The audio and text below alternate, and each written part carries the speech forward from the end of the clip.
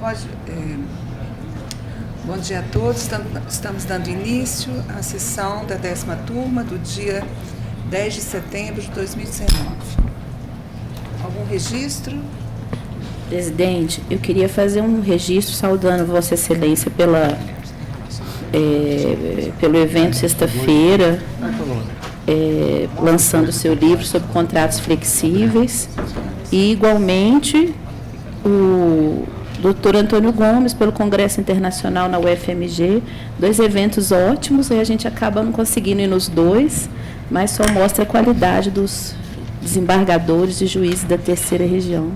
Nesse eu agradeço, mas nesse do Congresso Internacional, que eu também fiz referência na quinta passada, na SDI, o doutor Zé Eduardo também participou, né? O Antônio Gomes organizou, o Zé Eduardo também participou. Esse a senhora foi, né? Eu consegui. Porque ele foi de quarta até sexta à tarde. De cada sexta. Com a minha adesão, senhora presidente. Meus parabéns à senhora e à terceira região pela excelência dos seus magistrados. Senhora presidente, da mesma forma, no Ministério Público, eu convidei. aderir aos...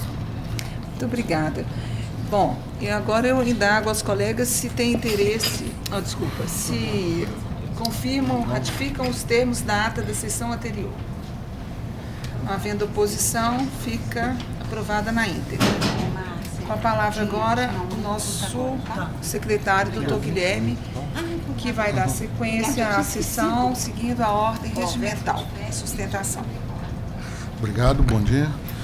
Não temos inscrição para sustentação oral nos processos autos físicos. Passamos ao PJE. Contamos com a presença do Dr. Cleiston Soares de Miranda Ferreira, processo 29 da pauta, relatoria da doutora Rosemary.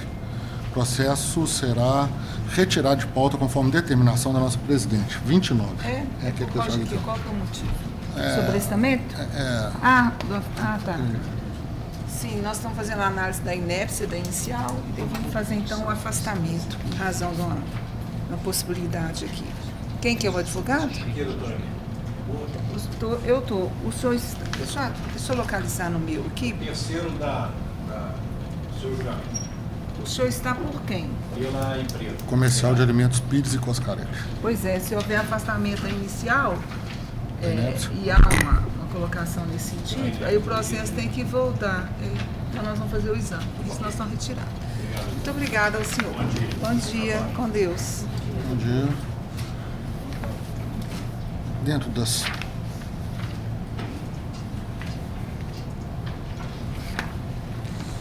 A senhora quer fazer as preferências de advogado de fora da cidade por sala ou vai catando todas as... Não sei, não entendo. Tudo. Com 28 está sendo examinado. Temos algumas preferências regimentais relativas a advogados de fora da região metropolitana de Belo Horizonte. Sala da relatoria da excelentíssima desembargadora doutora Thaisa Maria Macena de Lima. Processo número 8 da pauta. É o RO 10.191-58, Dr. Yuri Borges Assunção, presente para sustentar pelo recorrido reclamante Ademar Damasceno Coelho, recorrente reclamado é Vale Manganês S.A. 8 da pauta. Pois não?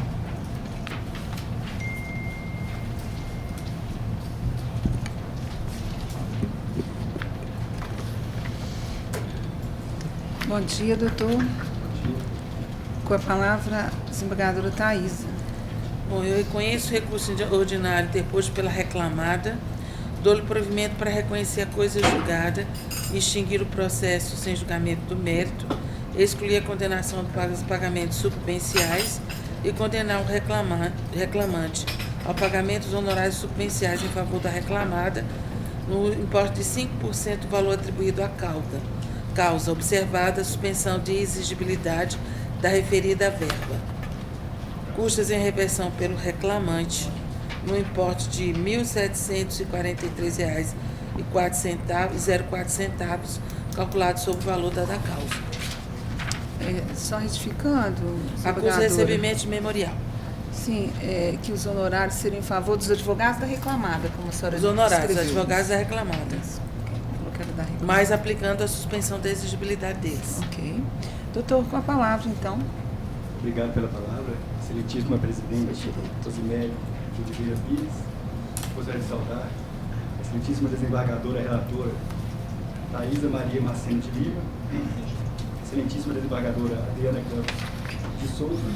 Ilustríssima representante do Ministério Público do Trabalho, advogados presentes, servidores, companheiro de dirigente sindical que veio aqui acompanhar o nosso trabalho, senhores e senhoras, bom dia a todos.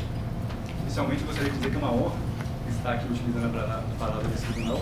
É a minha primeira sustentação oral, de forma que, se eu fugir algum momento do protocolo, da prática, dos órgãos deslocados, que eu já antecipo pedido de desculpas, não é uma falta de respeito, é simplesmente de experiência. Tranquilo. Vou ser bastante objetivo aqui na minha sustentação oral. Vou trazer algumas questões que eu acredito que possam enriquecer o material para a análise de vossas excelências, para votarem pelo provimento de recurso. Trato o presente caso em questão de demissão de dirigente sindical que possui estabilidade em razão de ocupar cargo de direção do Sindicato Metalúrgico de Ouro Preto. Embora seja uma ação individual, é interessante registrar que outros 6 dirigentes sindicais também foram demitidos. Todos os dirigentes sindicais da Vale foram demitidos na planta de Ouro Preto e hoje ela funciona sem nenhum dirigente sindical. Então, acertadamente, a doutora juiz da Corte, ela reconheceu, né, a questão do direito à estabilidade, condenando na reintegração e com multa por litigância de má-fé pela parte recorrente. Agora, em suas razões recursais, alega a parte recorrente que haveria uma coisa julgada no caso de questão, devido a uma ação coletiva que existiu, né, de número 11.050 de 2016, com ação individual. Todavia, não há que se falar em coisa julgada, uma vez que inexiste no caso a identidade, né, a tríplice identidade.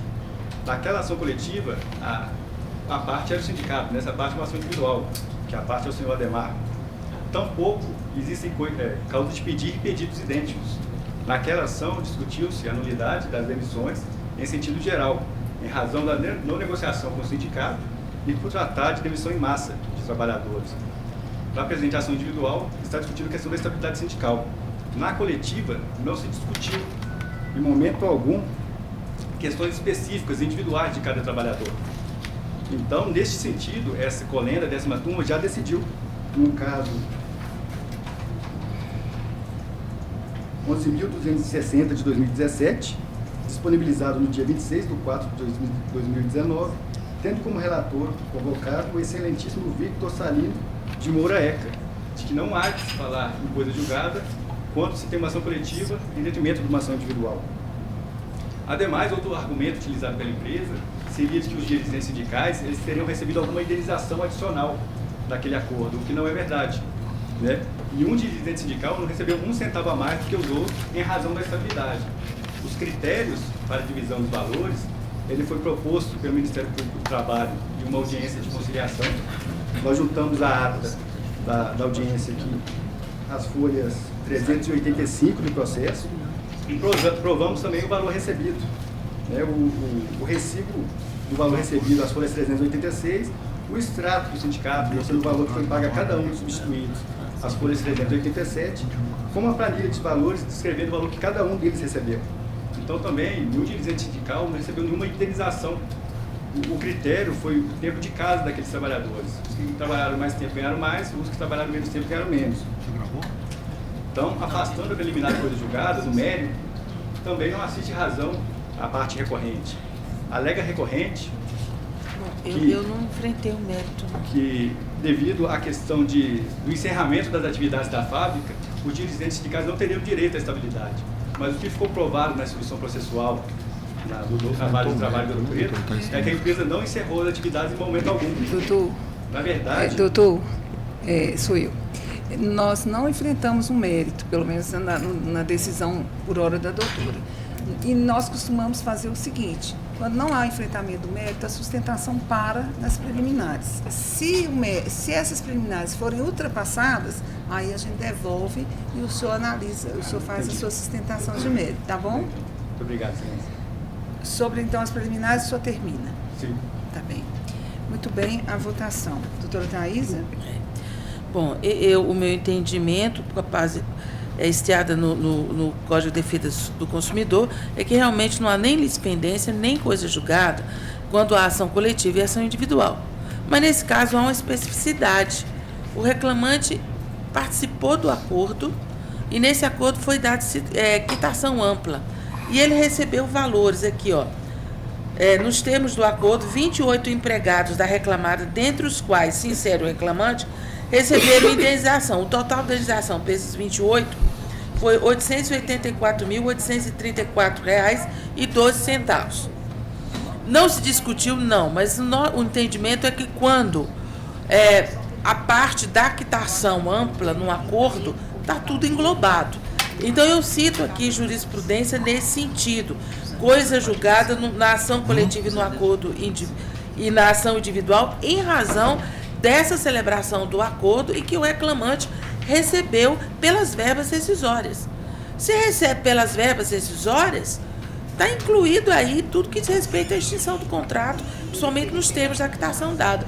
Então, eu não vejo como ultrapassar essa coisa julgada, apesar de ver que realmente há uma questão sindical, há uma estabilidade no mérito, mas em preliminar, eu não vejo como não acolher a coisa julgada.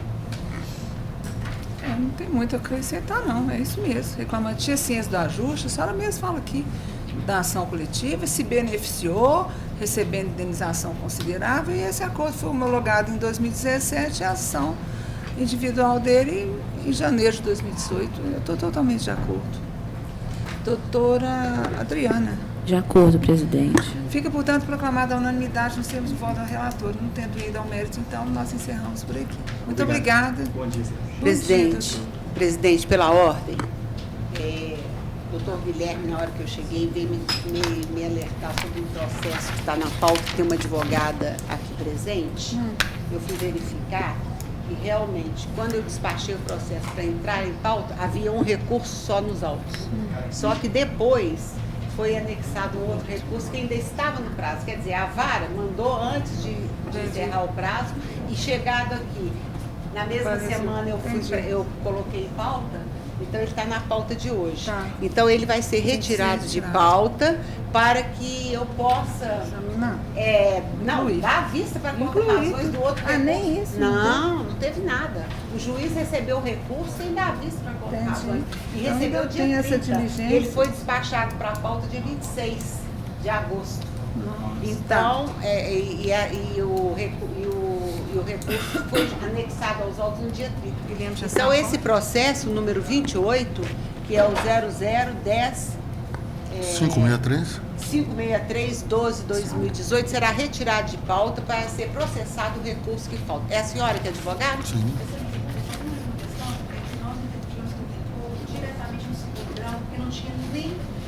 Eu sei, já estava na pauta. Não, isso não tem problema. Mas aí não é culpa da senhora, não. É porque eles se remeteram lá de Não, baixo. isso aí não entendendo? teve problema, não, porque a vara determinou a subida no curso do prazo. Mas pode ficar tranquilo, vai ser tudo regularizado, viu? Ok, obrigada. Tchau. Bom dia. Próximo. Ainda mais um processo, com preferência regimental, sala da relatoria da excelentíssima juíza doutora Adriana Campos de Souza Freire Pimenta. É o processo número 34 da pauta, já está na tela, RO 11.378-97, recorrente Sayonara de Siqueira Santos e Banco Bradesco, recorridos os mesmos, Dr. Sávio Brant Mares, presente para sustentar pela recorrente reclamante. Isso é sala de quem? Doutora Adriana, 34.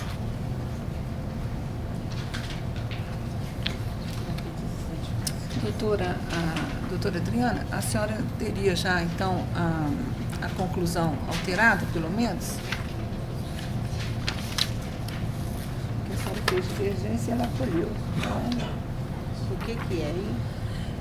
Ela acolheu 2 divergências da senhora e ficou de fazer as adaptações. E eu quero saber se ela vai noticiar aqui Esse processo com as vai ser adaptações. agora? Estou abrindo agora a pasta dela.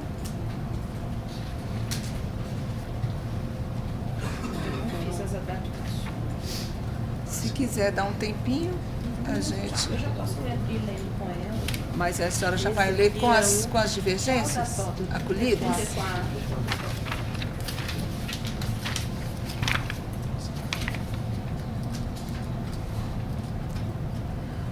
Não tem maiores consequências. O 3 é a questão dos honorários. Consegue? Muito bem. Bom dia, senhor. Bom dia, senhor. Eu dou a palavra à relatora. Sim, senhora. Bom dia, doutor. Conheço dos recursos interpostos, por quanto satisfeitos os pressupostos objetivos e subjetivos de admissibilidade, exceto no recurso do reclamado, a matéria relativa aos reflexos das horas extras em PLR e da aplicação do divisor 220, por falta de interesse em recorrer. No mérito, dou provimento parcial ao recurso do reclamado para limitar a condenação ao pagamento do adicional de transferência de maio de 2017 a agosto de 2018. Determinar a aplicação do Índice Oficial de Remuneração Básica da Caderneta de Poupança, TR, para atualização monetária dos débitos trabalhistas até 24/3/2015 e a partir de 25/3/2015 o IPCAE. Dou provimento ao recurso do reclamante para deferir os benefícios da justiça gratuita, condenar a reclamada ao pagamento das horas extras, inclusive pela não concessão regular do intervalo intrajornada, considerando como extras as horas trabalhadas após a 8ª diária ou a 44ª semanal, o que for mais benéfico, com os reflexos. Condenar o banco ao pagamento como extras do tempo despendido nos deslocamentos a título de viagem, nos limites do pedido B da petição inicial, adotados os reflexos definidos para as horas extras. Acrescer a condenação da ré ao pagamento de indenização pelas despesas pela utilização do veículo no importe de R$200 mensais durante o período imprescrito. Incluir na base de cálculo do adicional de transferência a parcela gratificação de função. Reduzir os honorários sucumbenciais. Fixar os honorários sucumbenciais em 5% sobre os valores atribuídos na inicial aos pedidos julgados inteiramente improcedentes. Decotar a limitação imposta pela reclamada, que havia determinado que a liquidação limitar-se-ia aos valores consignados nos respectivos períodos iniciais. Fica o valor da condenação majorado para 60 mil, custas 1.200 pela ré. Doutor, com a palavra. Excelência, só de esclarecimento, diz respeito à limitação ao valor atribuído à inicial, se houve alteração nesse sentido, é o último tópico da... Decotar a limitação imposta pela sentença, que havia determinado que a liquidação limitar-se aos valores consignados nos respectivos Só pedidos. pela ordem da tribuna, excelência, minha colega acabou de chegar, ela está pelo banco, há possibilidade de fazer a sustentação e de fazer repetir. Isso. Se possível for, excelência. Pode. Então, vamos lá. Conheço dos recursos, porque satisfeitos os pressupostos objetivos e subjetivos. Só um instante. Não é a senhora que vai fazer a sustentação? Pelo banco. Pelo banco. Ao doutor pela outra pelo parte. Tá. É só porque eu cheguei já estava Tá.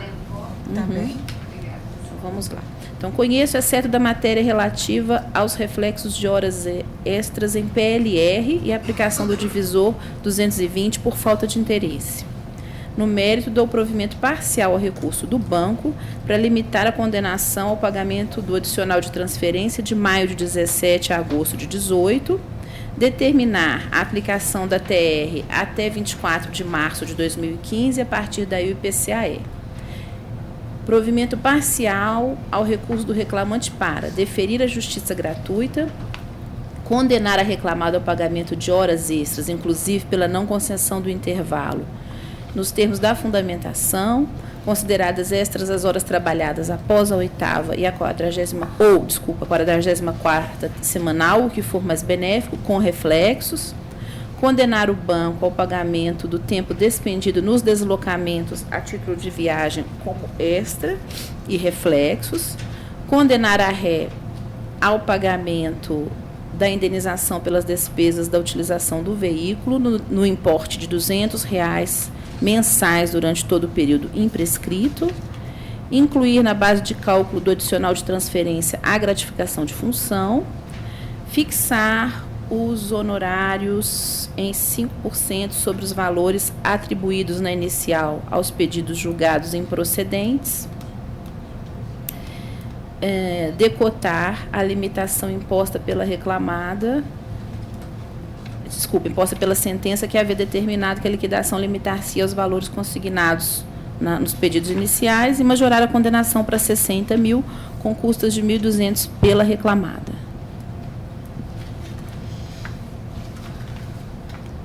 Muito bem. O senhor está pela sayonara? Estou pela reclamante, excelência, da parte da reclamante, por uma necessidade de ostentação oral. Bem, doutora.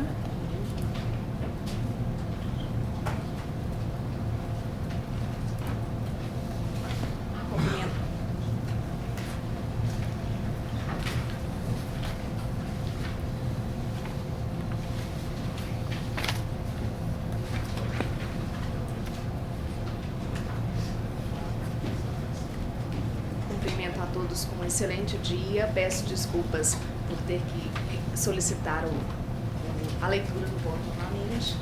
Mas eu já cheguei bem na hora que iniciou a sessão, foi a primeira, então... Sem problema. De qualquer forma, agradeço ao doutor pela delicadeza de fazer essa solicitação. O Banco da Data Vênia vem estipular primeiramente, a respeito do histórico funcional dessa reclamante. Podemos concluir, a partir tanto da defesa quanto da documentação, que ela exerceu a função de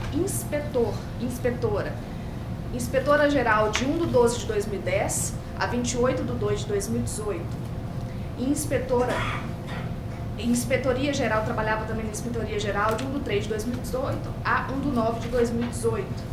Sendo assim, não há que se falar em controle de jornada, uma vez que a reclamante trabalhava rodando as agências e não tendo aquela fixação a respeito do horário de trabalho. Ela mesma que o fazia. Não tinha condições do banco fazer um controle de jornada, ela sendo inspetora. Sendo assim, requer que seja a aplicação do artigo 62, inciso 2º, que seja afastado o pagamento de horas extras, com todo respeito ao voto da ilustre relatora, no que tange às excedentes à 8ª hora diária e a 40ª semanal.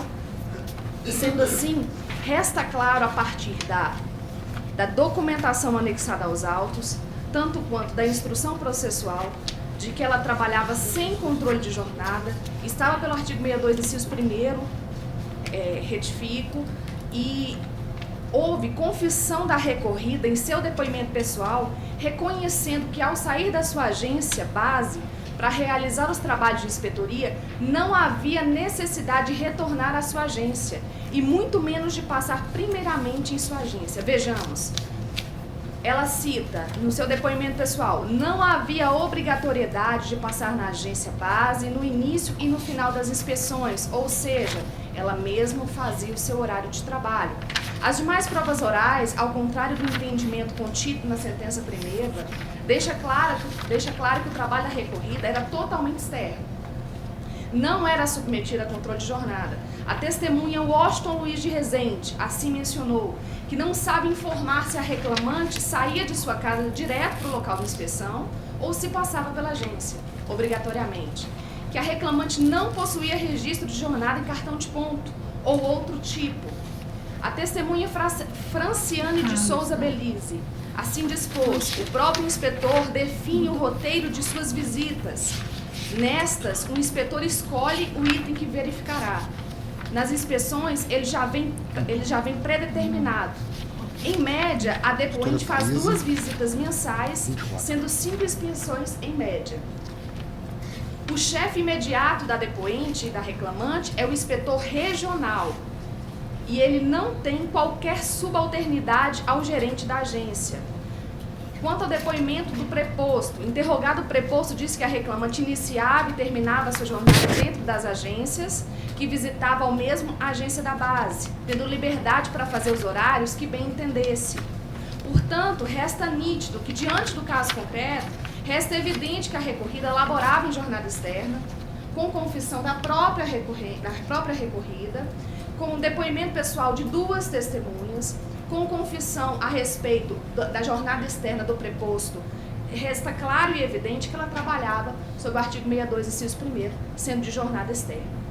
Sendo assim, não há que se falar em pagamento de horas extras, nem no que tange a intrajornada. Porque uma vez se ela mesma controlava o seu labor, o seu horário de jornada, as suas visitas, não há controle de jornada efetivo para que a impedisse de usufruir o gozo do seu intervalo de refeição e descanso. Sendo assim, requer que seja afastado o provimento das horas extras acima da 8ª diária. Em relação às taxas de deslocamento, não restou comprovado nem na instrução processual a respeito de que ela utilizava veículo próprio, nem com as despesas de veículo. O banco disponibiliza táxis para qualquer tipo de função que for fazer extra agências bancárias. Não é novidade nem nessa turma, nem nas outras turmas, de que o banco fornece esse tipo de serviço, o funcionário leva o recibo para o banco e é reembolsado em cima daquele valor. Ou seja, o banco já trata essa condição como algo essencial, já é rotina do banco dispor de táxis e de valores para que seus bancários tenham toda a comodidade de se deslocar devidamente sem precisar utilizar veículo próprio. Em relação à gratificação de função, se analisar a base dos documentos colacionados aos autos, sejam eles formais, quer sejam eles os contra-cheques, os cartões de ponto, aliás, os cartões de ponto que ela não fazia, mas quer eles os contra-cheques, a ficha funcional e dentre outros documentos que o banco realizou a juntada, percebe-se que ela não fazia jus à gratificação de função pleiteada, uma vez que o seu salário já correspondia ao valor exato da sua função. Em relação ao adicional de transferência, não há cabimento do adicional de transferência. A recorrida residiu em Varginha de outubro de 2011 a maio de 2017. Tem sido, na sequência, transferida para Juiz de Fora, lá, inclusive, residindo após a extinção do contrato de trabalho, ou seja, ela ainda continuou morando lá, já que se depreende pela petição inicial que o endereço residencial da autora é de Juiz de Fora, o que ratifica claramente que nesta cidade permanece de forma definitiva e não provisória para que seja acatado o adicional de transferência. No caso concreto, infere dos autos da própria inicial, bem como contra-cheques, que as duas transferências ocorridas não foram provisórias, e sim de caráter definitivo, já que a recorrida permaneceu nas mencionadas cidades por longa data. Inclusive permanece na cidade de Juiz de Fora até hoje, conforme o endereço supracitado na inicial, onde mora e reside há mais de 5 anos e trabalha lá, não podendo ser considerado como uma transferência provisória. É nítido que a transferência ocorreu em caráter definitivo e que a recorrida trabalha no local por mais de 2 anos, restando afastada a pretensão da percepção do adicional de transferência diante da ausência dos artigos do 469 do CLT. Em relação à justiça gratuita, depreende-se dos contra-cheques anexados aos autos que a reclamante recebe acima do teto da Previdência Social, R$ 2.200, sendo assim deve ser indeferido a justiça gratuita, uma vez que a reclamante é detentora e consegue arcar com as custas processuais.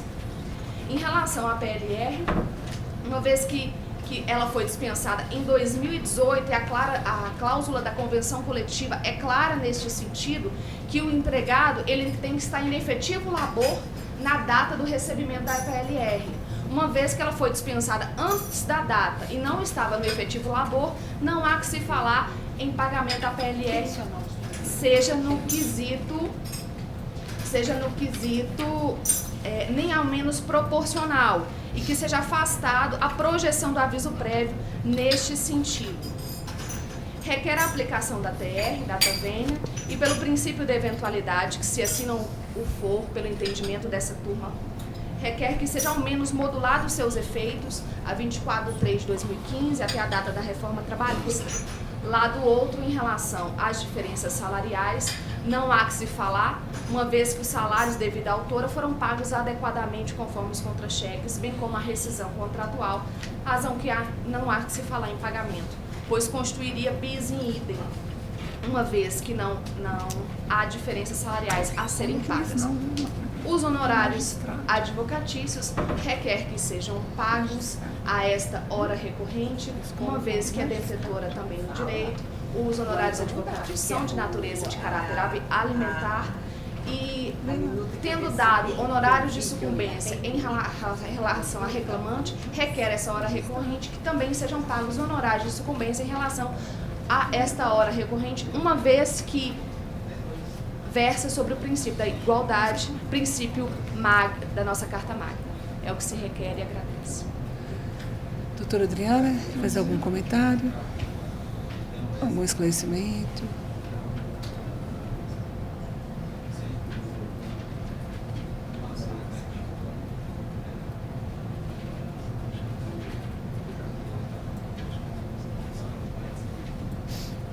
Vamos lá, doutora, que são várias matérias. Vou tentar falar pela ordem que a senhora se manifestou da tribuna. Questão do horário de trabalho. Basicamente, a turma afasta o artigo 62 quando há possibilidade de controle. No caso, eu fiz análise da prova oral, restou confirmado que o banco réu não controlava o registro do ponto por opção, mas que a fiscalização do horário da obreira era possível. Aí eu estou mencionando aqui o depoimento do preposto e de algumas testemunhas, destacando que o preposto declarou expressamente que a reclamante iniciava e terminava a sua jornada dentro da agência, dentro das agências que visitava, ou mesmo da agência base. Então, o histórico dela, o histórico funcional, a realidade fática nos mostra nos autos, eu concordei com a avaliação feita pelo juiz que proferiu a sentença, que esse horário era controlável. Tá? Segundo ponto, gastos com a utilização do veículo. A prova oral favoreceu a tese de ingresso, uma vez que os depoimentos evidenciaram que a reclamante usava veículo próprio para o exercício de suas funções contratuais. Estou me valendo também do depoimento do preposto, que esclareceu que o banco paga reembolso de quilometragem, sendo outrora de 0,72 centavos por quilômetro e atualmente de 86 centavos por quilômetro. O banco não reembolsa gastos com manutenção ou seguro do automóvel. Ou seja, não há ressarcimento integral da despesa e a obreira, por sua vez, carreou aos autos comprovantes de despesas com veículos. Com veículo próprio, desculpa. O que mais?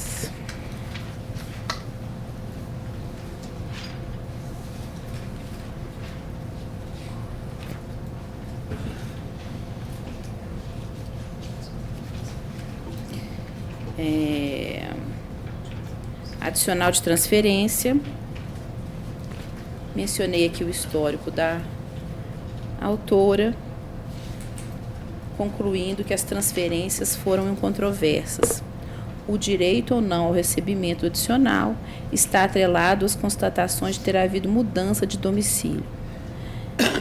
Constatei que houve, dando provimento para o banco apenas para limitar a condenação ao pagamento adicional no período de maio de 2017 a agosto de 2018, em que não teria havido essa mudança de domicílio. O que mais? O voto é bem extenso. Muita matéria fática. Justiça gratuita, ela está desempregada. Então, a razão do deferimento da justiça gratuita.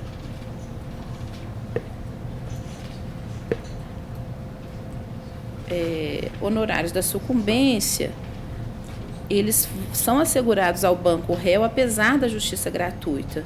Isso não foi retirado, foi dado em primeiro grau e não está sendo retirado aqui.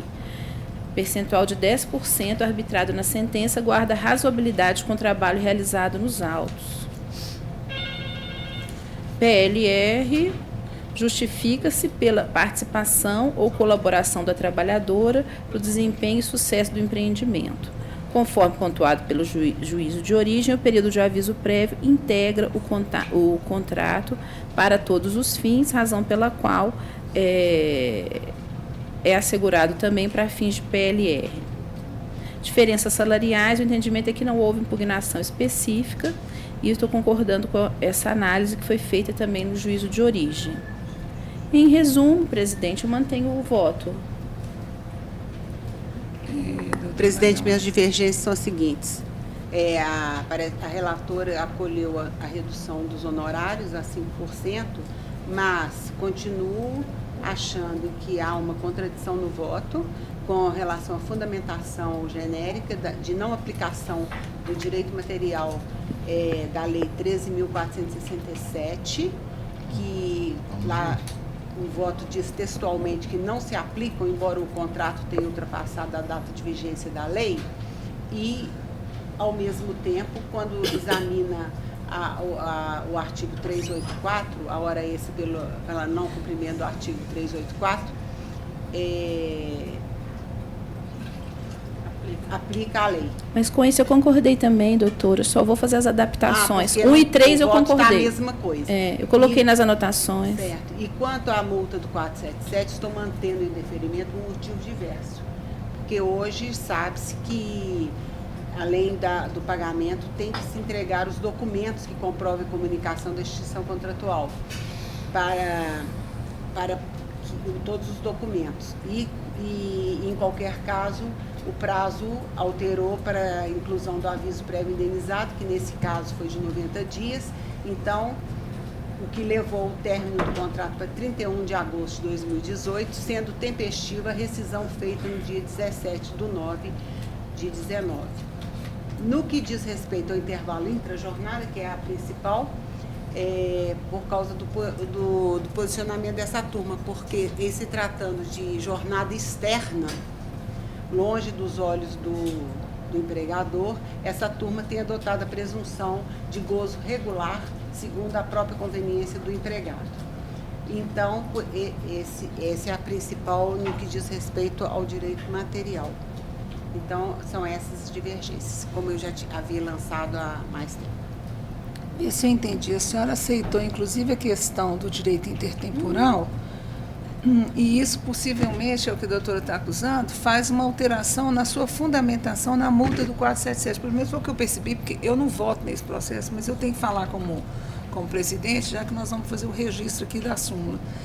E me parece, então, que na do 477, por motivo diverso, não se aplica a multa, mas não pelo motivo que a senhora elencou de inaplicabilidade da Lei 13.467, mas pelos motivos que a desembargadora colocou na divergência, é isso? É isso. Muito bem, mas remanesceu uma divergência, aí eu vou, a desembargadora Thaís, me parece que remanesceu a relativa ao intervalo intra-jornada, razão da atividade externa. Nesse razão da prova, eu estou acompanhando a relatora. Entendi.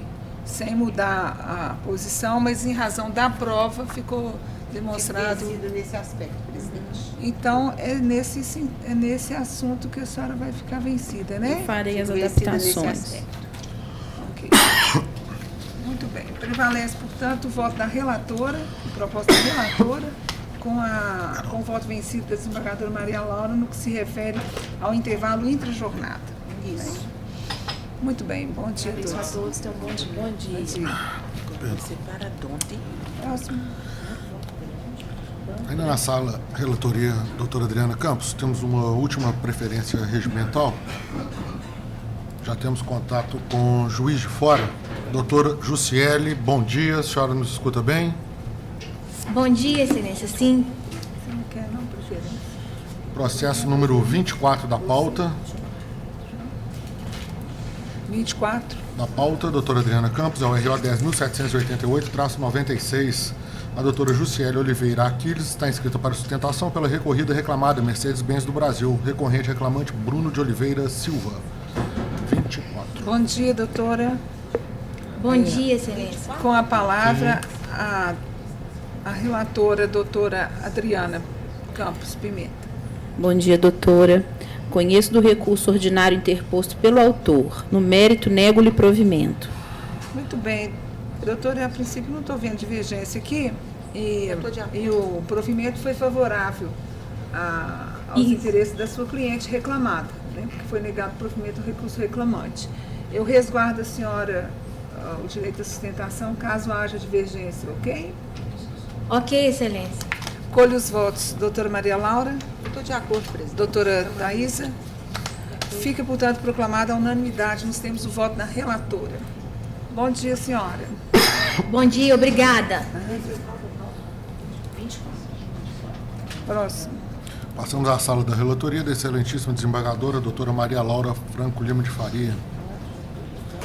Processo número 47 da pauta, é o RO 11.574-97, doutor Júlio César Valadares Dutra, inscrito para sustentação pelo recorrente reclamante Francisco Willer de Oliveira, recorrente reclamado Banco do Brasil, recorridos os mesmos. 47, na tela. Bom dia, doutor. Com a palavra a relatora, desembargadora Maria Laura.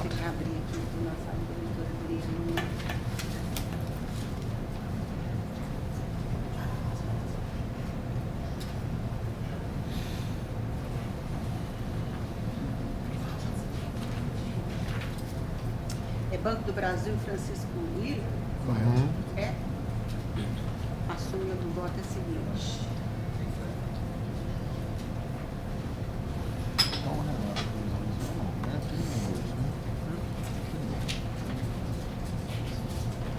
Conheço dos recursos, rejeito os preliminares de incompetência arguída pelo reclamado e de nulidade ou negativo de prestação jurisdicional arguída pelo reclamante. No mérito, provejo em parte o recurso do reclamado para a. Fixar o marco da prescrição quinquenal também em relação às horas extras em 31/10/2012. B. Excluir da condenação reflexos das diferenças salariais decorrentes dos anuênios em gratificação semestral. Provejo também em parte o recurso do reclamante para a. Determinar que o reclamado faça a recomposição salarial, integrando as diferenças salariais decorrentes dos anuênios à folha de pagamento do reclamante, observados reajustes contratuais e normativos concedidos no período. B. Acrescer a condenação reflexos dos anuênios em horas extras pagas. C. Condenar o reclamado ao pagamento de horas extras excedentes das horas excedentes à sexta diária e 30ª semanal, vedado bis in idem, até a comprovação do restabelecimento de jornada de 6 horas, a qual o autor faz jus, com reflexo em repouso, sábado, domingo, feriado, 13º, férias acrescidas de 1/3, licenças, prêmios, abono, assiduidade, FGTS, a ser depositado na conta vinculada, incluídos depósitos mensais futuros, PLR, repercussão nas contribuições devidas pelas partes a previr. D. Determinar a aplicação da OJ 400, da SBDI 1 do TST. Declaro aí as verbas que são de natureza salarial, mantenho e majoro o valor da condenação para 50 mil e valor das custas para 1.000. É minha sugestão. Com a palavra, doutor. Excelência, eu ressalvo o direito de sustentar, caso haja alguma divergência. Ok. Segunda votante, doutora Thaisa. Eu também. Fica proclamada a unanimidade. Nós temos o voto da relatora. Obrigado, bom dia. Bom dia, senhor. O senhor não tem outro processo? Bom dia. Próximo. 50 da pauta, é o RO 11.710-14, doutor Leonardo Pessoa Moreira de Leles, inscrito para sustentação pelo recorrente reclamante Sérgio Viana Alves. Recorrente reclamado é FCA Fiat Chrysler Automóveis. Recorridos os mesmos. Muito bem. Bom dia, doutor. Com a palavra, a relatora. A súmula do voto é a seguinte, presidente. Um votinho pequeno, matéria simples. Eu estou conhecendo dos recursos das partes e conhecendo também das contrarrazões da reclamada, à exceção da pretensão de inclusão do sindicato como litisconsorte passivo, por impróprio.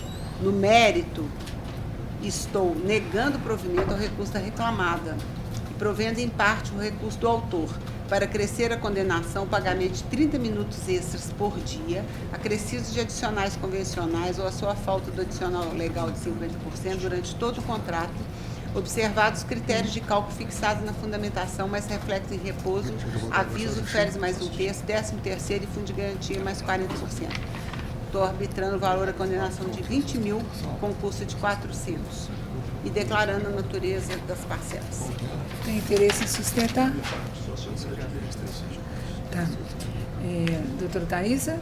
acompanho. Eu também. Fica proclamada a unanimidade nos termos do voto da relatora. Obrigado a todos. Bom dia. Próximo.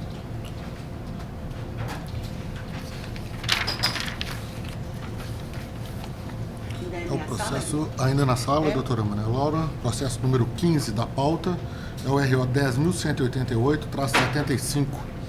Doutora Luísa Távora Oliveira, inscrita para sustentação pelo recorrido reclamado município de Juiz de Fora. Recorrente reclamante Romário Vale de Souza. Recorrida reclamada MB Terceirização e Serviços. 15. Bom dia, doutora. Com a palavra, a desembargadora Maria Laura. Eu estou conhecendo do recurso do reclamante e dando-lhe parcial provimento para reconhecer a responsabilidade subsidiária do segundo réu por todo objeto da condenação, à exceção da multa por eventual descumprimento da obrigação de registrar a baixa na CTPS. Caso a execução se volte contra o município, deverão ser aplicados os índices de remuneração básica e os juros previstos para a caderneta de poupança na forma do primeiro F da Lei 94/94/97. Em decorrência do que estou propondo decidir, afasta a condenação do autor ao pagamento de honorários da sucumbência. A senhora tem a palavra. Ela vai falar sobre a responsabilidade subsidiária. Bom dia a todos, senhor presidente, demais vereadores. Eu vou meter rapidamente a questão da responsabilidade mesmo, tendo em vista que a sentença de primeiro grau julgou improcedente a ação em relação ao município de Juiz de Fora. Eu ressalto aqui, excelência, o entendimento do recurso extraordinário 760-931 do STF, que determinou que a responsabilidade do ente público não pode ser declarada com fundamento na ausência de prova quanto à fiscalização do contrato de trabalho. E vale dizer ainda que a culpa em vigilando, reconhecida com base nesses fundamentos de ausência de prova, é uma modalidade de culpa presumida, o que é vedado pelo STF. Igualmente, a reclamação 13467 do ministro Luiz Roberto Barroso declarou que cabe ao trabalhador provar que denunciou as irregularidades cometidas pelo seu empregador no curso do contrato de trabalho e que, ainda assim, a administração pública permaneceu inerte. Eu ressalto novamente que não há nenhuma prova nos autos de que a administração não tenha fiscalizado o contrato de trabalho. E é por isso, excelência, que eu peço que negar provimento ao recurso ordinário do reclamante e mantida a ausência de culpa do município de Juiz de Fora. Eu encampo toda a sustentação oral e complemento, que nesse caso surge dos autos a existência de culpa em vigilando. Os próprios termos da contestação permitem prever a postura do município ao declarar. Fiscalizar a situação individual de cada empregado e prestador é praticamente impossível, pelo que o contrato de prestação de serviço é impessoal, podendo haver rotatividade de empregados sem que o município tenha ingerência sobre isso. Ao optar pela terceirização, o reclamado assumiu para si a obrigação de saber os nomes dos empregados que prestavam serviço e exigir sempre os documentos comprobatórios do regular cumprimento dos encargos, sobretudo o correto pagamento de horas extras e fundo de garantia. A documentação juntada nos autos foi inócua para esse fim e consiste apenas em jurisprudência de outro tribunal do trabalho do país e certidões negativas. A ata de folhas de detal refere-se a uma reunião em que foram discutidos aspectos ligados à qualidade dos serviços prestados e nada relacionando ao cumprimento da legislação trabalhista. O mesmo pode-se dizer da notificação de detal, que eu estou citando.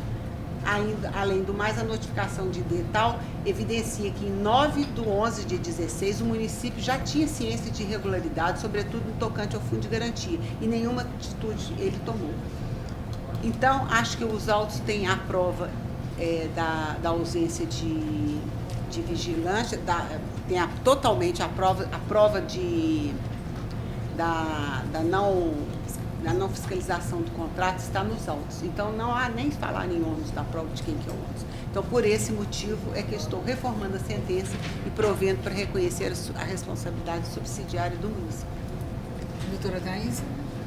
Eu estou acompanhando a relatora. Eu também, só deixando claro aqui que realmente nós enfrentamos a decisão do Supremo e vimos o distingue nessa hipótese. Não há o inadimplemento gerando a transferência automática. O que foi feito é um exame percussiente da culpa em vigilando, baseado, como a doutora narrou e consta de seu voto na própria colocação do município, que não fazia mesmo essa fiscalização.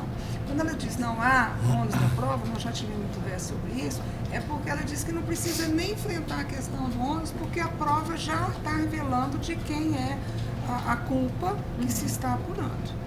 Mas nós fazemos o exame, sim, do ônus, tanto que a doutora segue a tese jurídica prevalecente número 23. Só que no caso concreto, o exame da prova nos conduziu à culpa invigilante, que é autorizada, sim, pelo Supremo na decisão que ele toma. Não dá automático, mas diz que a culpa invigilante implica, sim, na responsabilização subsidiária do ente público. Por isso que nós votamos nesse sentido. Bem? Muito bem, fica proclamada a unanimidade. Nós temos o voto da relatora. Tem outro, doutora? Não. Bom dia. Sala ainda? Sim, mas 3 processos na sala, Vossa Excelência. O seguinte é o 31 da pauta, RO 10.602-22. Doutora Marcela da Silva Berto Lima, inscrita para sustentação pelo recorrido reclamado Prumo Engenharia. Recorrente reclamante é Sérgio Henrique Alves. 31. Bom dia, doutora. Bom dia, excelências. A senhora está pela Prumo, né? Prumo Engenharia. Muito bem, com a palavra a desembargadora Maria Laura. A súmula do voto é o seguinte: eu estou conhecendo o recurso, rejeitando a preliminar de litispendência e negando o provimento no mérito. Resguardo sua fala em caso de divergência. Doutora Thaisa? Estou acompanhando. Eu também. Fica proclamada a unanimidade. Nós temos o voto da relatora. Bom dia. Obrigada, bom dia. 4 da pauta. É o RO 10.025-73. Dr. Geraldo Hermógenes Faria Neto, inscrito para sustentação pelo recorrido autor, Sindicato dos Professores do Estado de Minas Gerais. Recorrente ré é a Campanha Nacional de Escolas da Comunidade. 4 na tela.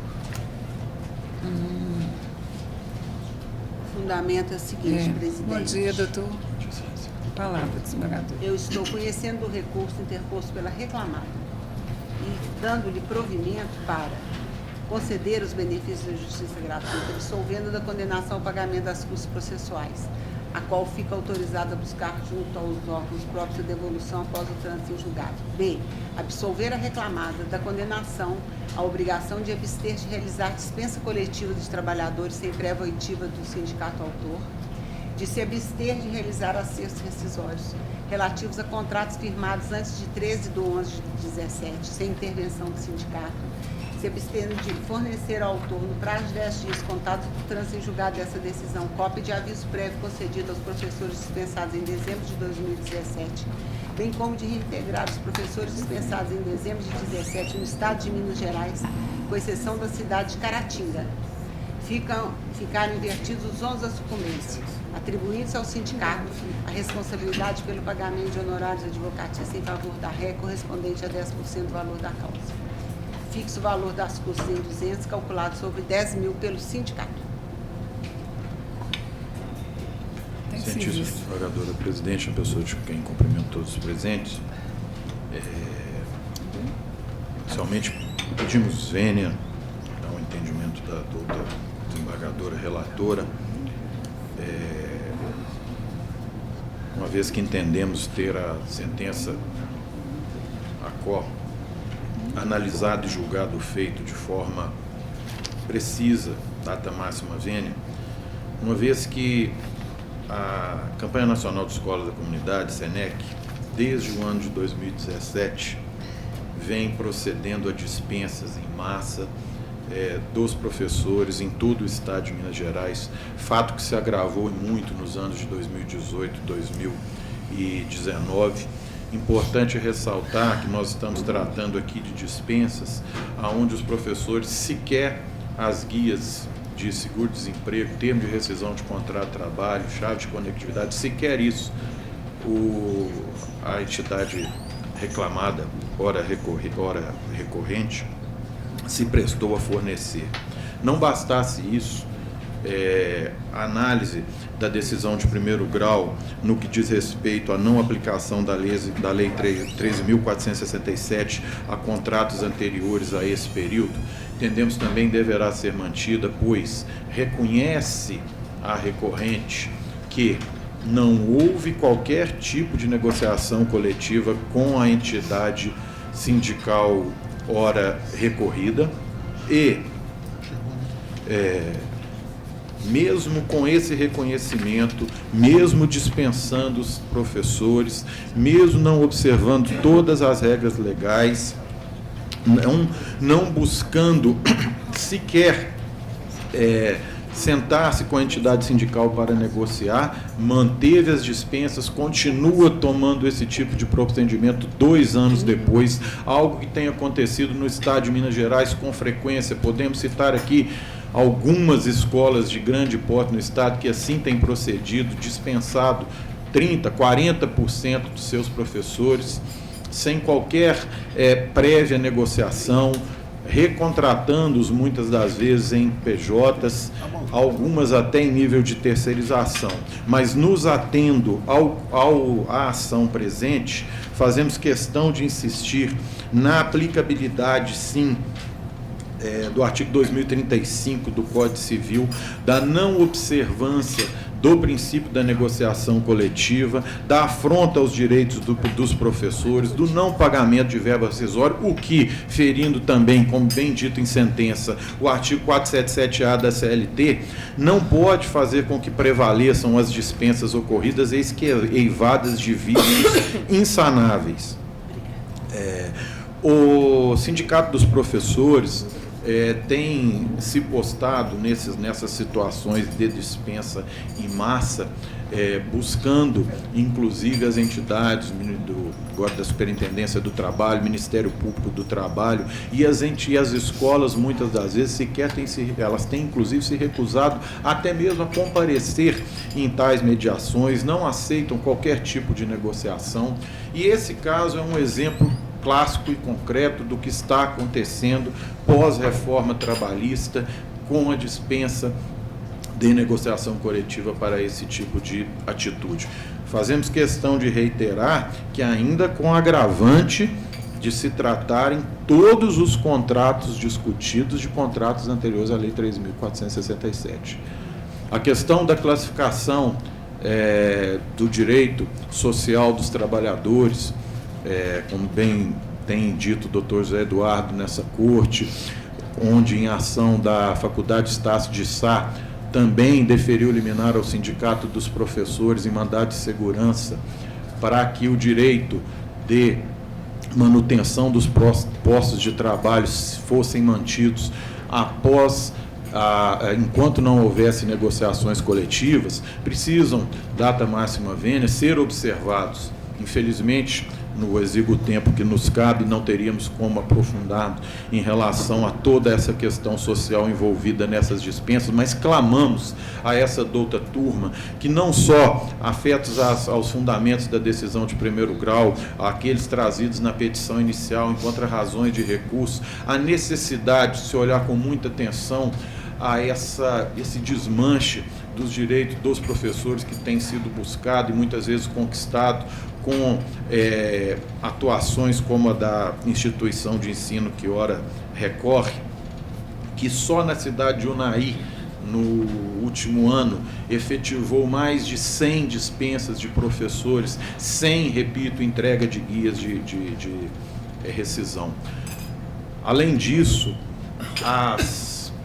os professores que muitas das vezes nos procuram, fazemos as assembleias, explicamos as situações ocorridas, algumas vezes isoladas, algumas liminares para manutenção dos postos de trabalho, têm entrado em estado de verdadeiro desespero, uma vez que as ações individuais vão transcorrer um período longo. Esse caso presente, por exemplo, nós estamos tratando de dispensas ocorridas no ano de 2017. Né? Então, em que pese o entendimento contrário, o sindicato pugna para que seja negado provimento ao presente recurso ordinário e mantida a decisão de primeiro grau para que se reconheça a demissão em massa, a necessidade de reintegração dos professores, a não aplicação da Lei 3.467 aos contratos presentes e, em última análise, a manutenção dos postos com a reintegração dos mesmos, pede justiça. Eu Sindicato dos Professores é um sindicato simpático que defende com veemência os interesses dos seus associados. No caso aqui da SINEC, não sei se é assim que se fala, SINEC, que ela realmente há uma, em razão de prejuízos absurdos, há uma redução em todas as unidades do Estado.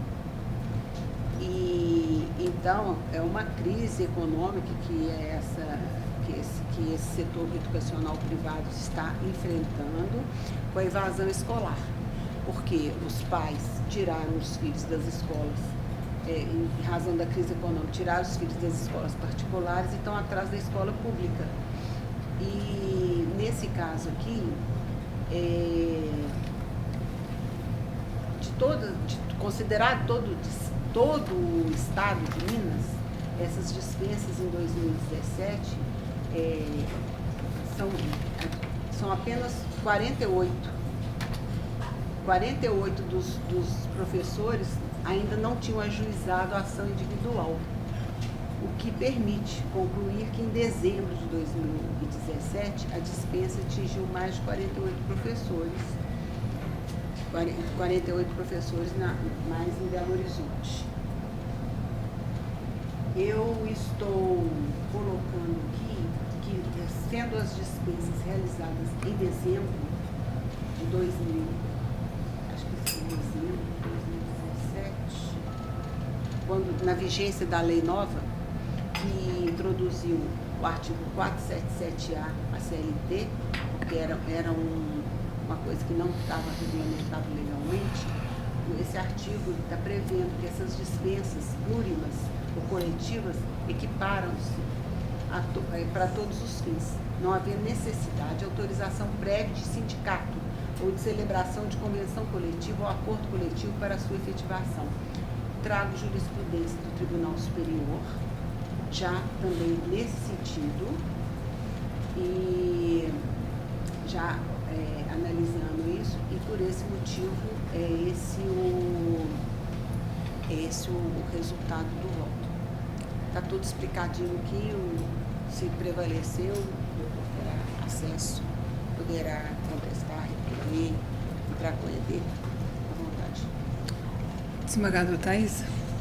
Eu estou acompanhando a conclusão do voto. Muito bem. Doutor, esse assunto é um assunto caro para nós que estamos estudando essa reforma e vendo alguns malefícios que ela provoca ao trabalhador. Nesse caso, o malefício é coletivo. No entanto, a legislação realmente não abriga a posição do colega da primeira instância e a pretensão da reclamada, do sindicato, na hipótese, porque, de fato, não há na lei a determinação, do ponto de vista subjetivo, eu posso entender falha, de uma prévia manifestação do sindicato ou uma negociação coletiva. Nem mesmo esse contato com o sindicato é previsto nessa lei. Discordo dela do ponto de vista acadêmico, mas não posso divergir dela do ponto de vista da sua validade formal. Eu escrevi um artigo sobre esse problema da dispensa coletiva à luz da Convenção 158, que o Brasil primeiro ratificou, e depois, numa controvérsia que ainda persiste, com votação não está completa no Supremo, essa convenção foi renunciada, né? Foi denunciada com a saída do Susequinde, enfim, todo o imbróglio que o senhor conhece. O colega faz referência a essa Convenção 158 para fundamentar a determinação de reintegração. No meu artigo eu digo que nós não temos como abrigar a reintegração exatamente porque não somos signatários dessa convenção, mas posso examiná-la como fonte internacional à luz do Instituto da Dispensa Coletiva trazer um dano moral coletivo. Porque se não houver um mínimo de fundamentação, eu posso entender que há um abuso da parte da reclamada, não para anular seu ato, porque, volto a dizer, o ato é abrigado pela legislação interna, mas para indicar que ela não seguiu com a função social que lhe caberia, e daí o dano moral consequente.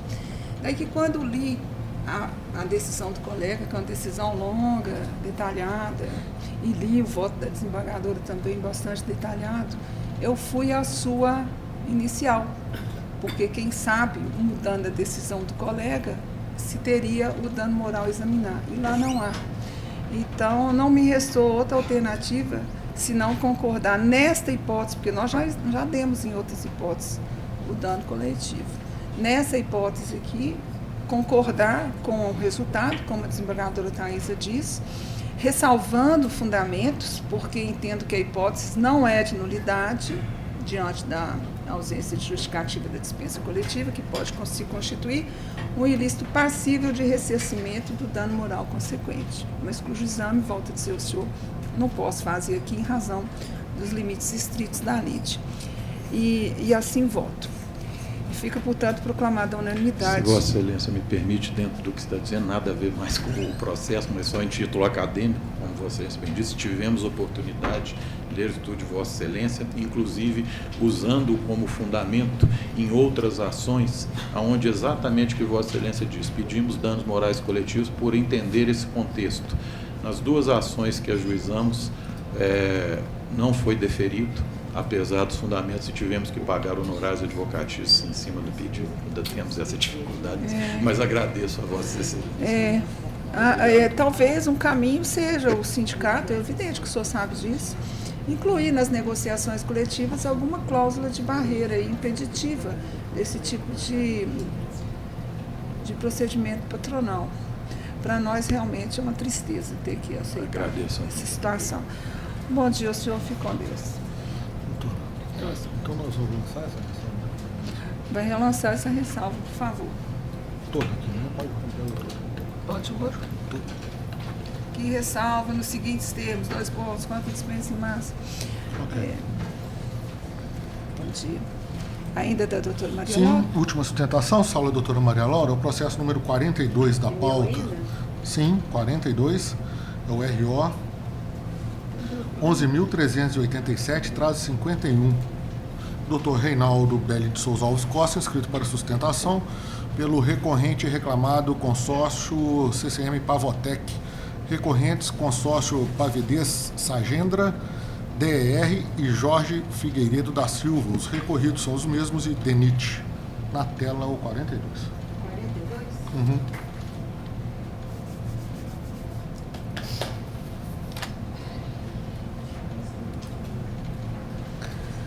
Bom dia, doutor. Com a palavra do desembargador.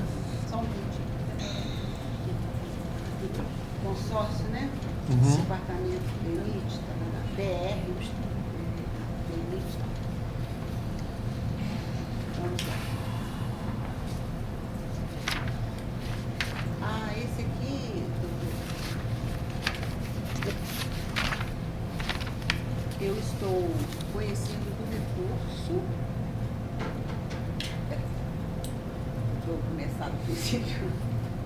Estou rejeitando a preliminar de não conhecimento do recurso do autor arguído pelo primeiro réu e conhecendo dos recursos interpostos. Estou rejeitando a preliminar de legitimidade ativa arguída pelo reclamante. E estou provendo em parte o recurso do primeiro reclamado para acolher a preliminar de nulidade da sentença e determinar o retorno dos autos à vara de origem para reabertura da instrução processual e oitiva da testemunha Rafael Gonçalves Rabelo, indicado pelo consórcio Pavidez CCM Sagendra, proferindo-se novo julgamento aposto como se entender de direito. Essa é a minha sugestão de voto. Com a palavra. Senhora Presidente, me reservo para, eventualmente, haver divergência, manifestar minha assentos. Tudo bem. Doutora Thaisa?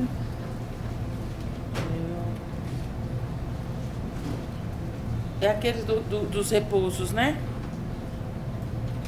Tem uma divergência nesse? Não. Não. Registrada, não. Não, aí desculpa, eu abri o errado. Eu estou acompanhando. Não tem. Ela está reabrindo a instrução e determinando o oitivo de testemunha. Eu estou de acordo. Acompanhando. Fica proclamada a unanimidade. Nós temos o voto do relator. Obrigado, senhor. Bom dia, doutor. Não vínculo, Thaís. Encerrado, sala, doutora Maria Laura. Terminou minha sala? Sim. Já vai para minha? Nós temos um remanescente da sessão anterior, contamos com a presença agora do advogado, o Dr. Ronaldo Gonçalves Rezende de Barros,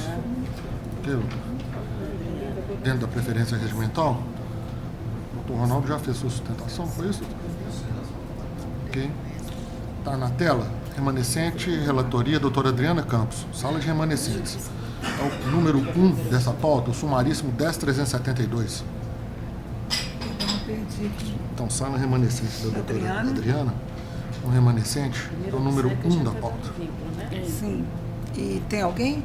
O doutor Ronaldo está presente, já fez sustentação oral. Só para ouvir, né, doutor? Sim. Esse já foi adiado, né? Sim. Foi adiado. Bom dia, doutor. Conheço do recurso ordinário interposto pelo reclamante.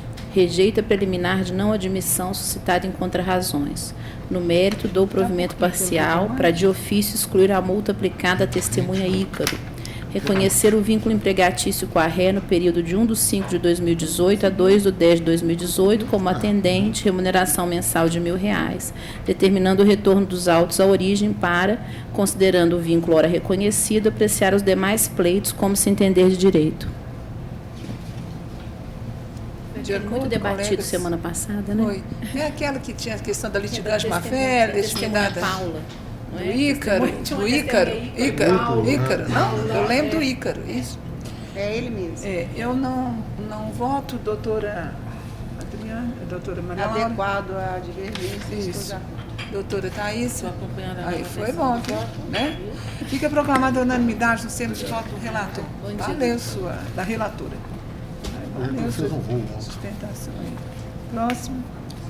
Então, passamos à sala relatoria da excelentíssima desembargadora doutora Thaisa Maria Macena de Lima, processo número 24 da pauta, é o RO 10.572-83, doutor Carlos Augusto Junqueira Henrique, inscrito para sustentação pela recorrente reclamante Rita de Cássia dos Santos.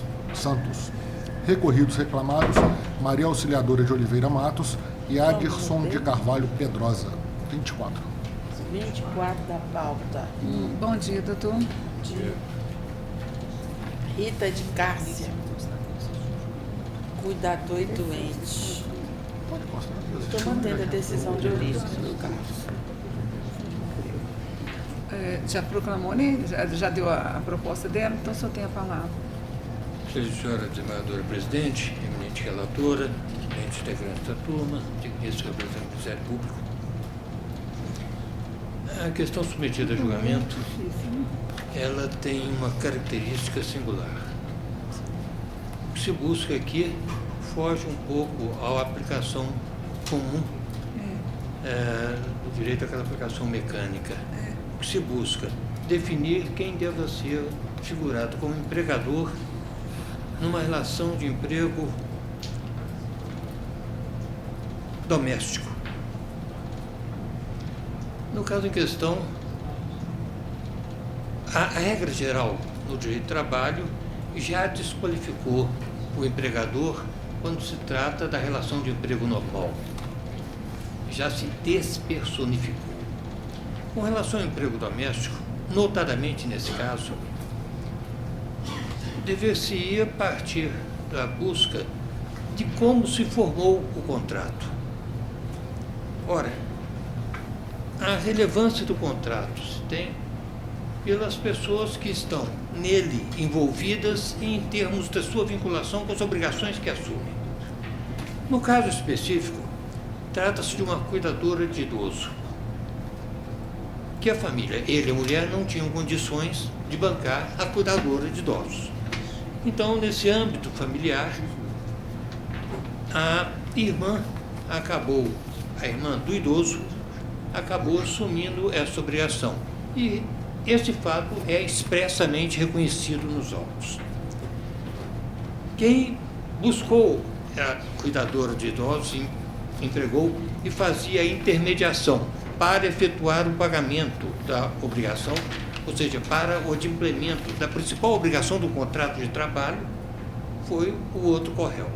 Foram chamados, então, para a relação processual aquele que efetivamente entregava o dinheiro e aquela que efetivamente fornecia o numerário para pagamento do salário.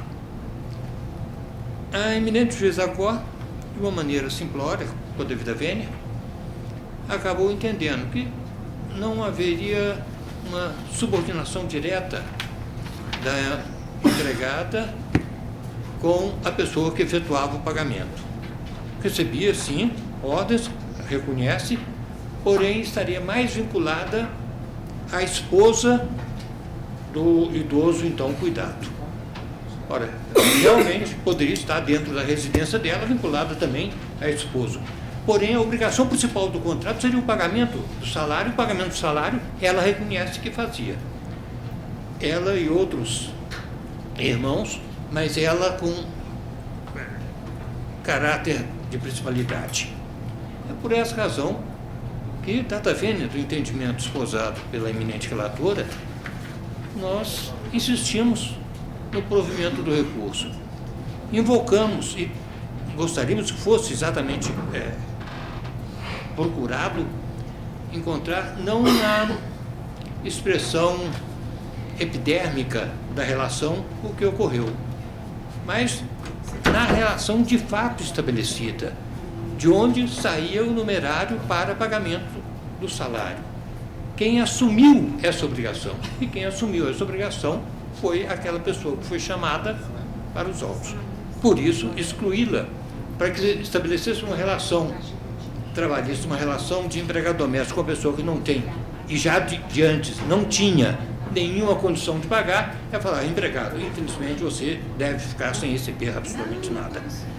É um desconhecimento daquilo que no direito do trabalho se transformou em algo mais essencial, que é o contrato realidade. Por essas razões é que, data vendo o entendimento da eminente relatora, pede espera a recorrente que essa egrégia turma, conhecendo o recurso, proveja-no para admitir a legitimidade daqueles que foram arrolados no polo passivo da relação processual. Muito obrigado. Muito bem. O que, em síntese, o Dr. Carlos Henrique está alegando é o que em direito civil a gente chama de uma estipulação em favor de terceiro. Ou seja, eu celebro um contrato e um beneficiário da prestação de serviço é o outro. Que é alguma coisa permitida no direito civil e a gente até que ponto poderia ter trazido para o direito do trabalho. A questão aqui, eu não vejo essas pessoas como empregadores. Eram pessoas que, por solidariedade, davam ajuda financeira a essa pessoa que estava sendo cuidada. Então, o meu ponto de vista é que não se caracterizou essa figura da estipulação em favor do terceiro. Eles realmente davam ajuda financeira, deveriam pagar isso, deveriam pagar essas outras coisas, mas, ao meu ver, a subordinação jurídica realmente não se formou com ele. Se formou com o casal que recebia a prestação de serviços. É triste numa situação como essa? Mas eu não consigo ver a relação de emprego diretamente com os reclamados. Então, eu estou validando a decisão de primeiro grau. Agora, pois é um imbróglio isso aqui. São duas pessoas, os reclamados são duas pessoas que não moravam com o senhor doente, né, o centenário senhor Cleves, mas esse senhor Cleves tinha uma esposa, que é a Madalena, e aí esses dois amigos fizeram como se fosse uma vaquinha, né, os dois se juntaram, porque o Adilson disse que indicou a Rita reclamante para a Maria Auxiliadora, que é a outra amiga reclamada. Não é isso? Irmã. Que é irmã dele. Irmã. Isso não é irmão, não. Não tem nenhuma dúvida disso, não. A Maria Auxiliadora é irmã. E aí os dois contribuíam com o pagamento para essa Rita. O Cleves passava o Adilson passava. Quer dizer, qual foi a função do Adilson? Indicar reclamante e passar o dinheiro. Qual é a função da Maria Auxiliadora? Fazer a contribuição junto com o Adilson. E essa Madalena, eu vi um depoimento pessoal da reclamante, como foi bom para ela. Ela disse que não recebia ordens dos réus. que recebia valor, às vezes, de R$10 para almoçar das mãos da esposa do falecido. Na residência residiam o falecido e Maria Madalena, esposa, que os réus não residiam no local, que a segunda ré comparecia na residência uma vez por semana, a tal da irmã, e nem todas as vezes a depoente estava no local. E que esse Adirson, em razão do falecido ser muito pesado, às vezes auxiliava na condução desse senhor Cleves. Eu tentei, doutor, mas eu não consegui ver. Eu acho que esse Adirson nunca mais ajuda ninguém. A Maria Auxiliadora talvez ainda pudesse ter. É verdade, não vai ajudar, não. Nunca mais. Vai ajudar e vai virar reclamado? Mas você vê? Eu entendi essa Maria Madalena, não sei por que o senhor não quis entrar com a ação contra a Maria Madalena. Deve ser porque eles não têm nada. Eu não devia ter. É isso mesmo? Então a Rita falou assim, olha, eles não têm nada, não morreu, a mulher não tem nada, eu vou em quem veio para ajudar. Eu acho que foi uma tentativa de buscar alguma justiça para a Rita. Eu acho mesmo que a Rita está sendo prejudicada. Mas o problema é que ela não tem empregador. E ela não reconhece. Ela não reconhece subordinação. Há uma onerosidade, mas não viu. E uma onerosidade, ela mesmo disse que era menos que o salário mínimo, né? Depois ela disse que recebia 1.000, às vezes recebia 10 de almoço. Mas eu não consegui encontrar, foram os requisitos. Nós estamos falando em contrato de realidade, mas eu não encontrei o requisito da subordinação.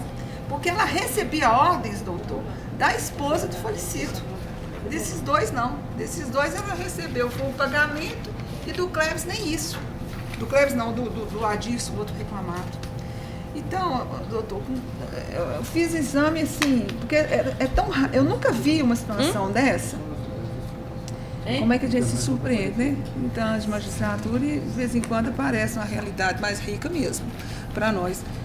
Mas não vi como dar procedência aos pedidos da autora.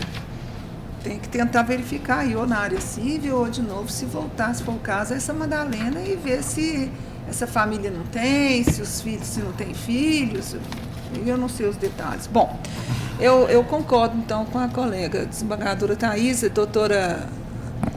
De acordo, eu estava olhando a sentença e a ata da audiência durante a sustentação do doutor, realmente estou de acordo.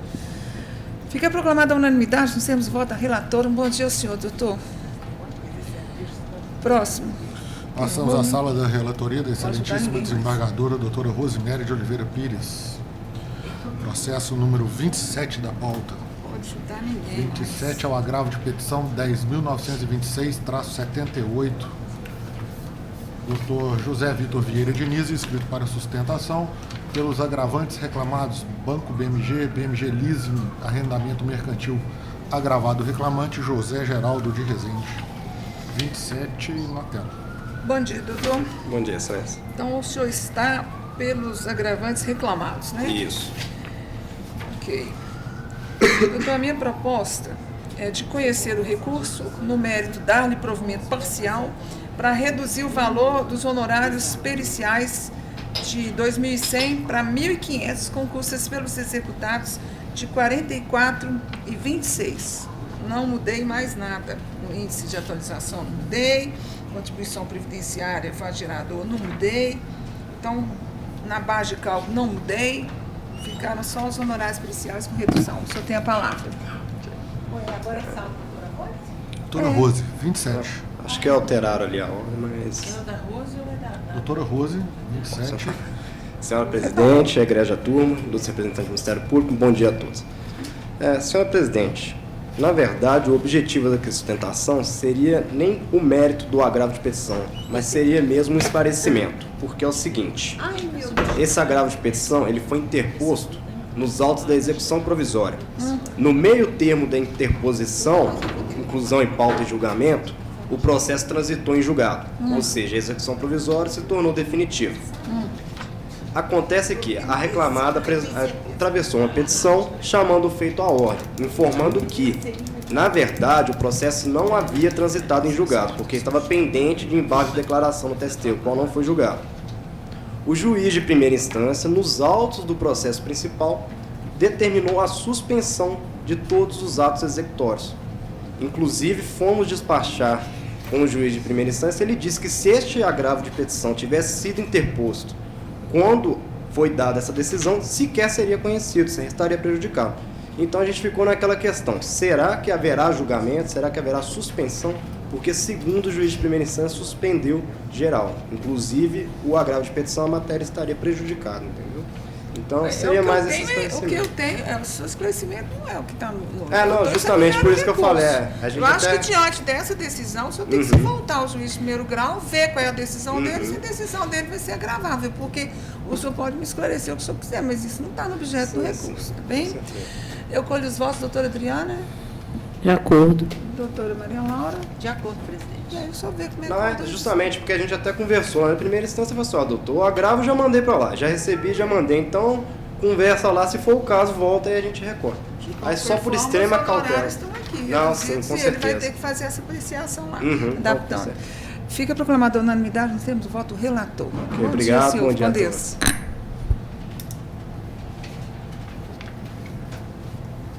Próximo. Temos 2 processos, doutor Leonardo. O primeiro deles, sala da doutora Rosemary, é o 23 da pauta.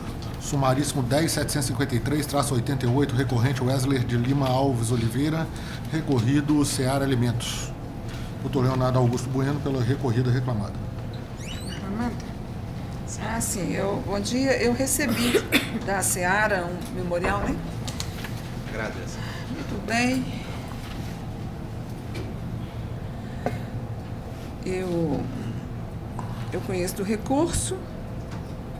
No mérito, eu dei provimento parcial, apenas para excluir a condenação do autor no pagamento dos honorários advocatícios sucumbenciais. O senhor tem interesse em sustentar? O provimento é total. Nossa, eu falei que depois que o texto já estava corrigido, mas acabou que não está. Porque só tem isso, né? Provimento. Provimento. Tá. Quer falar? Excelência, não só em caso de não há necessidade. Ok. Neste não. Ok. Então fica proclamada a unanimidade nos termos do voto da relatora. Tem outro, né? Sim. Encerramos sala doutora Rosemary, passamos à sala da excelentíssima juíza doutora Adriana Campos Souza Freire Pimenta. Processo número 6 da pauta. É o RO 10.161-72, doutor Leonardo, inscrito pela recorrente reclamada Seara Alimentos. Recorrente reclamante Carlos Eduardo do Prado. Recorridos os mesmos. 6. 6. Doutora Adriana. 6, doutora Adriana. Muito bem. Doutora Adriana, que palavra? Bom dia, doutor. Esse aqui eu acuso o recebimento de memorial.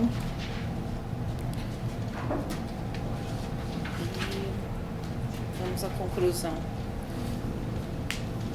Conheço do recurso ordinário interposto pelo reclamante e do recurso ordinário interposto pela reclamada.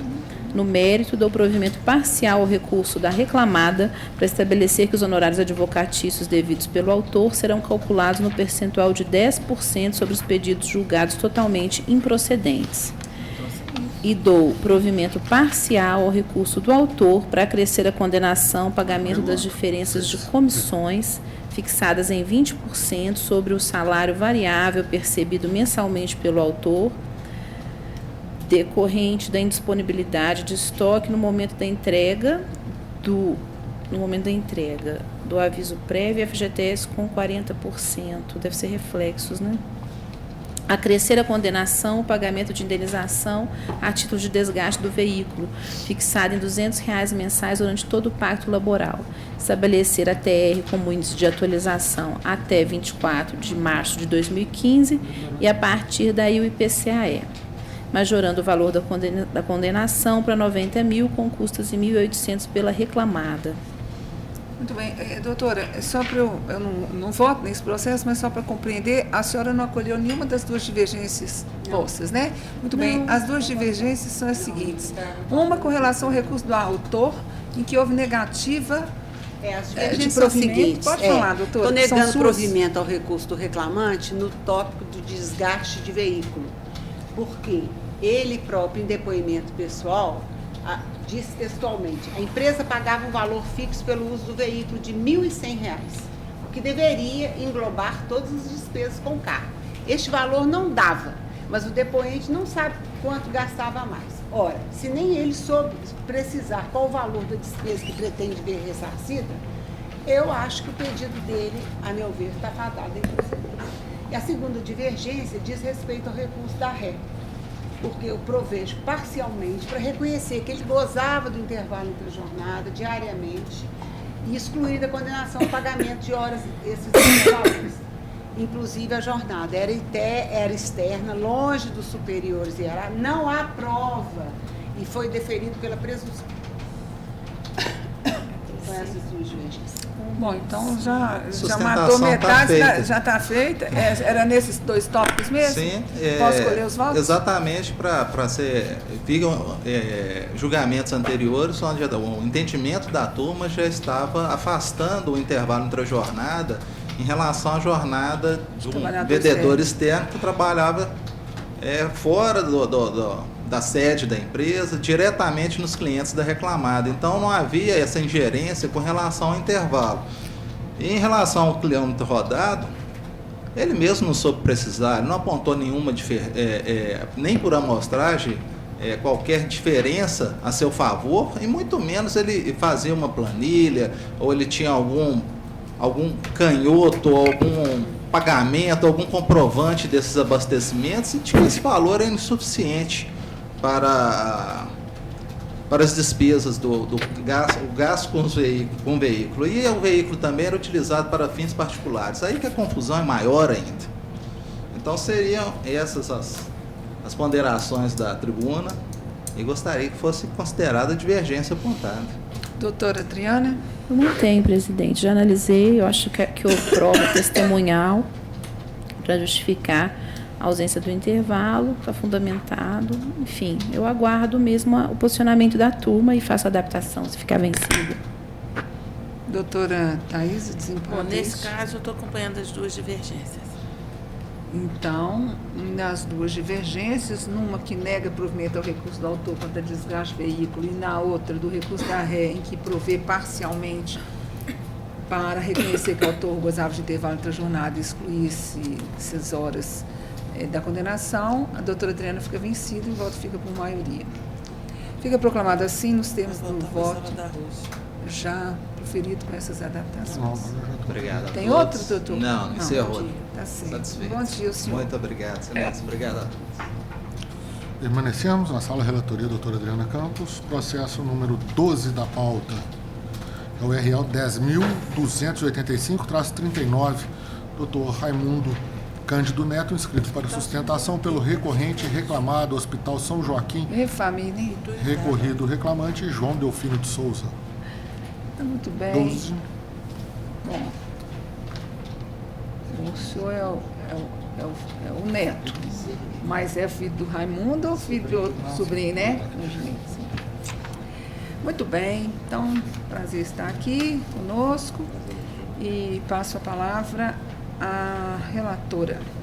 Bom dia, doutor. Conheço do recurso ordinário, rejeito a preliminar suscitada, no mérito nego-lhe provimento. É da Toninha? Não, outra aí. Outra. Do Adriano. Ah, do Adriano, tá certo. Doutor, então, com a palavra, por favor. Senhora presidente, digníssima relatora, senhoras julgadoras, ilustre representante do Ministério Público, colegas presentes, senhora presidente, senhora relatora, vou ser bastante breve, vou me ater tão somente à discussão da preliminar, da coisa julgada e que poderia também ser litispendência. Por que, senhora presidente? Porque o reclamante ajuizou demanda anterior contra o hospital e, dentre os seus pedidos, estava lá a fixação da jornada e horas extras referentes àquela jornada e por suposto sobreaviso. O pedido foi julgado procedente, o processo veio parar nessa egrégia corte, na 8ª turma, de relatoria da juíza convocada, doutora Maria Raquel, foi estipulado ali o seguinte, senhora presidente, senhora relatora. Julgo parcialmente procedente condeno pagamento de adicional de risco e insalubridade, e quando vai para as horas extras, fixa a jornada e também defere as horas extras, inclusive de sobreaviso, em conformidade com a jornada fixada no ID E54E5DF. E aí o que acontece? O reclamante interpõe recurso de revista, o processo está pendente de julgamento no TST, mas não obstante, senhora presidente, ele ajuiza uma nova demanda, pedindo novamente horas extras pela jornada de trabalho delineada por ele. E aí, e com todo respeito ao voto da ínclita relatora, a proposta de voto, e também a sentença recorrida, não há distinção a autorizar que 2 processos tratem dessa situação específica. Porque, por exemplo, se num processo estivéssemos tratando de intervalo intrajornada ou das horas extras pelo sobreaviso e no outro pelas horas extras da própria jornada, tudo bem. Mas em ambos os processos nós estamos deferindo ou indeferindo horas extras da própria jornada de trabalho, repito, fixada no julgamento no processo anterior, inclusive pendente de análise de recurso de revista lá no Tribunal Superior. Então, com todo, repito, respeito e acatamento, é que nós insistimos ou na coisa julgada ou na própria litispendência. Porque vejam, senhoras julgadoras, a insegurança é completa, porque o autor ajuiza uma demanda e fala, olha, minha jornada era tal. Aí eu peço as horas extras decorrentes da extrapolação daquela jornada. O hospital vem, se defende daquela jornada, o Tribunal Regional do Trabalho fixa a jornada e defere parcialmente o pleito dele, aí antes do trânsito em julgado ele propõe uma nova ação discutindo tão somente, repito, as horas extras da extrapolação da mesma jornada fixada pelo TRT. Repito, não há distinção, porque a gente poderia falar que não são pedidos distintos, o que supostamente ensejaria aí o não reconhecimento das preliminares, seja de litispendência, seja de coisa julgada, mas não são pedidos distintos. Não são horas extras distintas, hora tratadas, por exemplo, de um intervalo, de supressão de intervalo e hora da extrapolação de jornada. São, repito, nos 2 processos, horas extras decorrentes da extrapolação da jornada. Então, com essas brevíssimas considerações, senhora presidente, é que a gente insiste aqui no reconhecimento ou da coisa julgada ou da litispendência com a consequente extinção dessa nova ação trabalhista ajuizada pelo mesmo autor contra o mesmo réu e com pedido idêntico. Doutora? Doutor, para facilitar a análise, né, até das componentes da turma, eu copiei mesmo uma parte da causa de pedir, da petição inicial do 10.249, que é o anterior, e desse, que é o 10.285. Coloquei esse andamento processual que o senhor nos trouxe da tribuna, mas eu cheguei à seguinte conclusão. Não há identidade de pedidos, a condenação proferida nos autos 10.249 refere-se a plantões realizados pelo autor no horário de 17h30 a 21h30, o que gerou a condenação do réu ao pagamento de horas extras laboradas além da 8ª e da 44ª semanal. Nesse, o pedido está lastreado nas horas extras praticadas no horário de 8 às 17h30, de segunda a sexta, com fulcro na lei que estabelece a jornada legal do técnico em raio-x. Então, eu afastei realmente essa preliminar e submeto à consideração da turma. Não vi identidade de pedidos. Desembargadora Maria Laura. Desembargadora Thaisa. Fica proclamada a unanimidade. Nós temos o voto da relatora. Bom dia, abraço a todos. Bom dia. Próximo. O número 4 da pauta, relatoria doutora Adriana Campos. O RO 10.107-20. Dr. Lucas Ezequiel de Oliveira, inscrito para sustentação pelo recorrente reclamante Sérgio de Souza Oliveira. Recorrente reclamada, Ecos, empresa de construções, obra, serviço, projeto, transporte e trânsito de Betim. Recorridos os mesmos. Na tela, número 4. Bom dia, doutor. Com a palavra, doutora Adriana. Bom dia, doutor. Conheço dos recursos interpostos pelas partes. No mérito, nego o provimento ao recurso da ré e dou o provimento parcial do autor para acrescer a condenação ao pagamento da multa do artigo 477, parágrafo 8º da CLT, mantido o valor da condenação, por compatível. Tem interesse? Sim. Bom, cumprimento todos em nome da embargadora relatora. O presente caso ele é relativamente simples. A pretensão recursal é exatamente as duas multas, 467 e 477 da CLT. O que chamou bastante atenção em relação à decisão de primeiro grau é porque o fundamento da condenação das demais parcelas requeridas ele vai ao encontro da pretensão recursal. Se fôssemos verificar no TRCT do reclamante hora recorrente, o tipo de contrato que lá se encontra é um contrato de trabalho por prazo indeterminado. A causa de afastamento é uma dispensa sem justa causa pelo empregador, o código de afastamento SJ2, e naquela oportunidade foi pago ao recorrente somente o saldo de salário, o terço constitucional e as férias. E naquela oportunidade, inclusive, há que se levar em conta que o próprio sindicato da categoria fez uma ressalva expressa em relação à multa de 40% sobre a FGTS, o aviso prévio indenizado e o seguro-desemprego. Chama a atenção ainda que o próprio sindicato da categoria, ele de forma expressa, ele traz naquela oportunidade a ação civil pública, foi proposta pelo Ministério Público, e a pretensão do Ministério Público com essa ação foi exatamente para que, em relação aos empregados da recorrida, aqueles empregados que entraram exclusivamente por meio de indicação política, para cargo de comissão, ou seja, que não é o caso do recorrente, que foi concursado, e o enquadramento funcional dele é seletista, e a pretensão foi exatamente para que não recebesse o aviso prévio indenizado e a multa de 40%.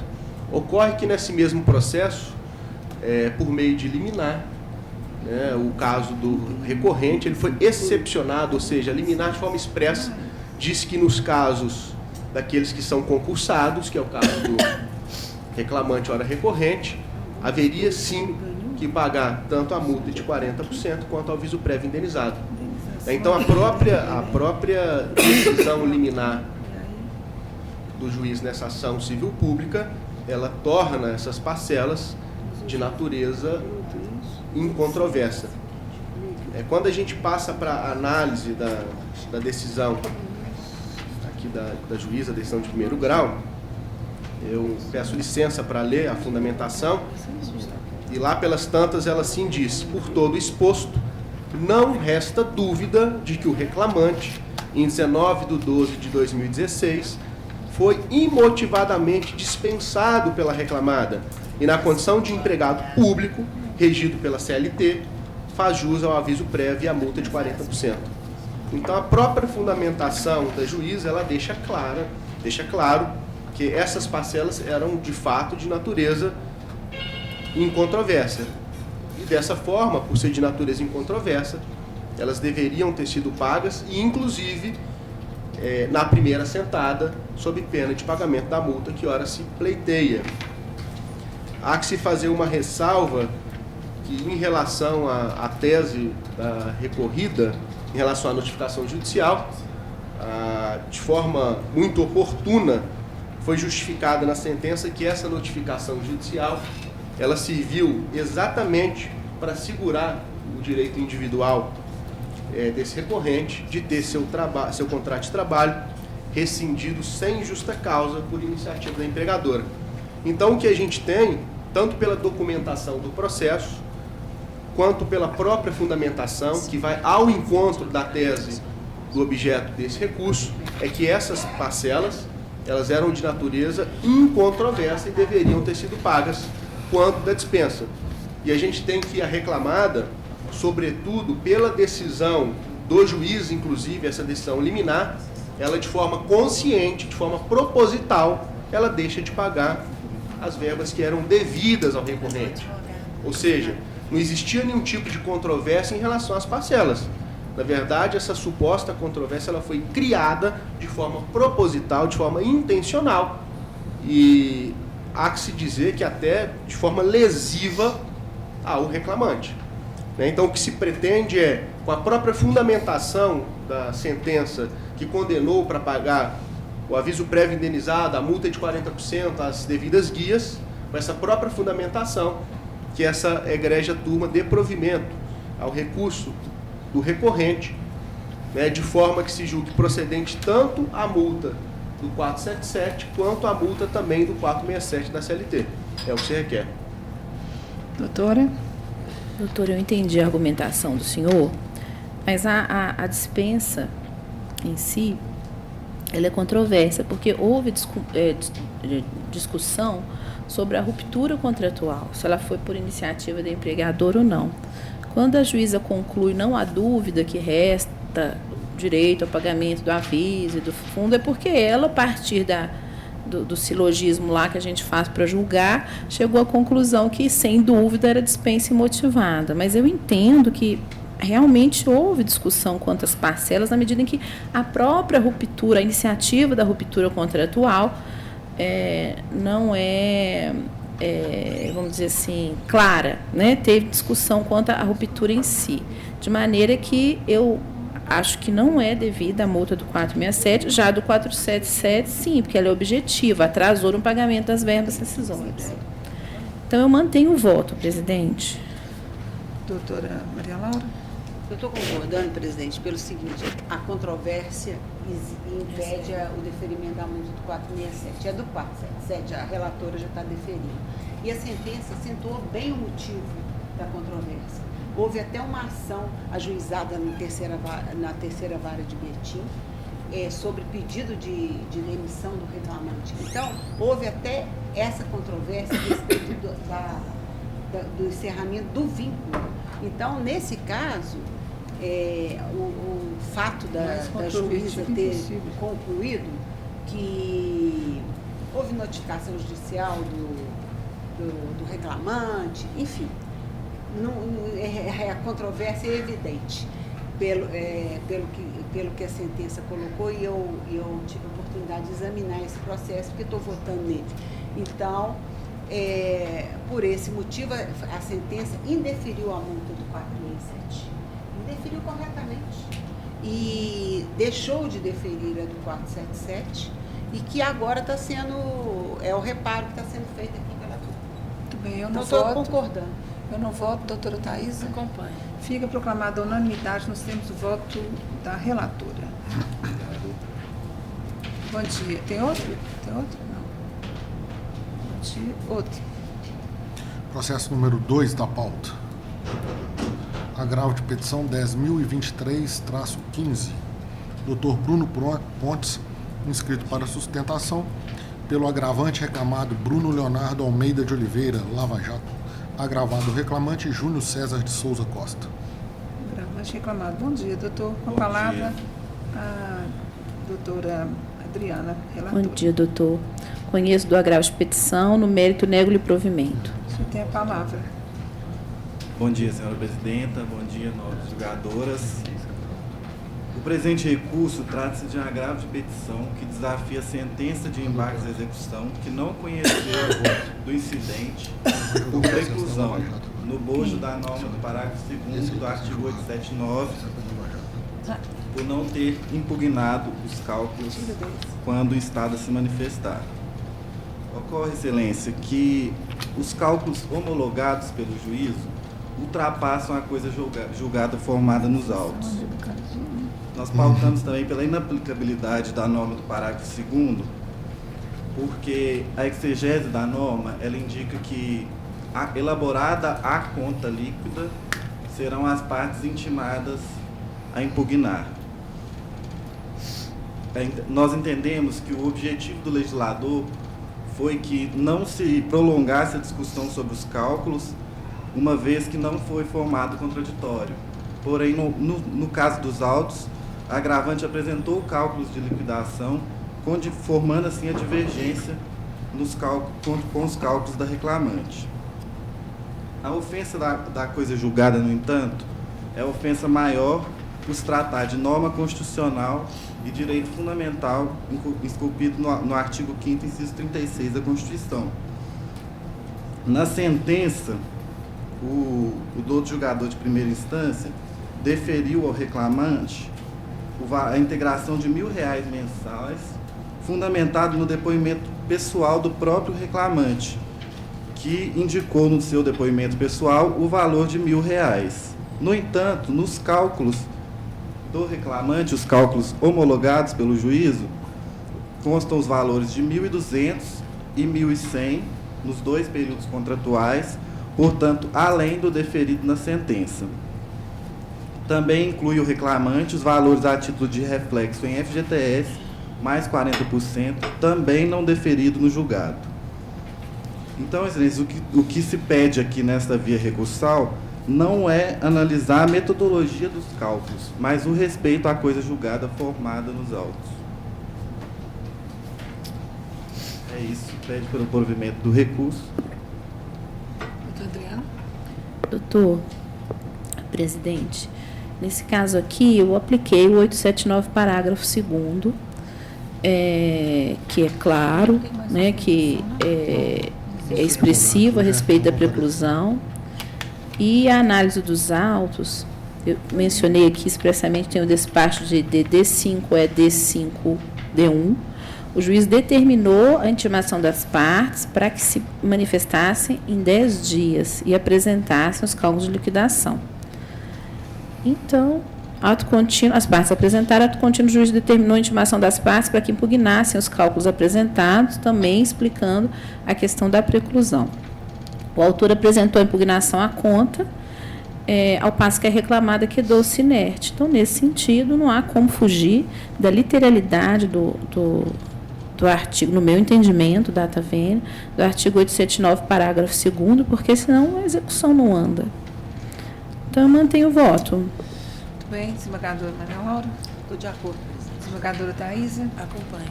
Fica proclamada a unanimidade nos termos do voto da relatora. Bom dia.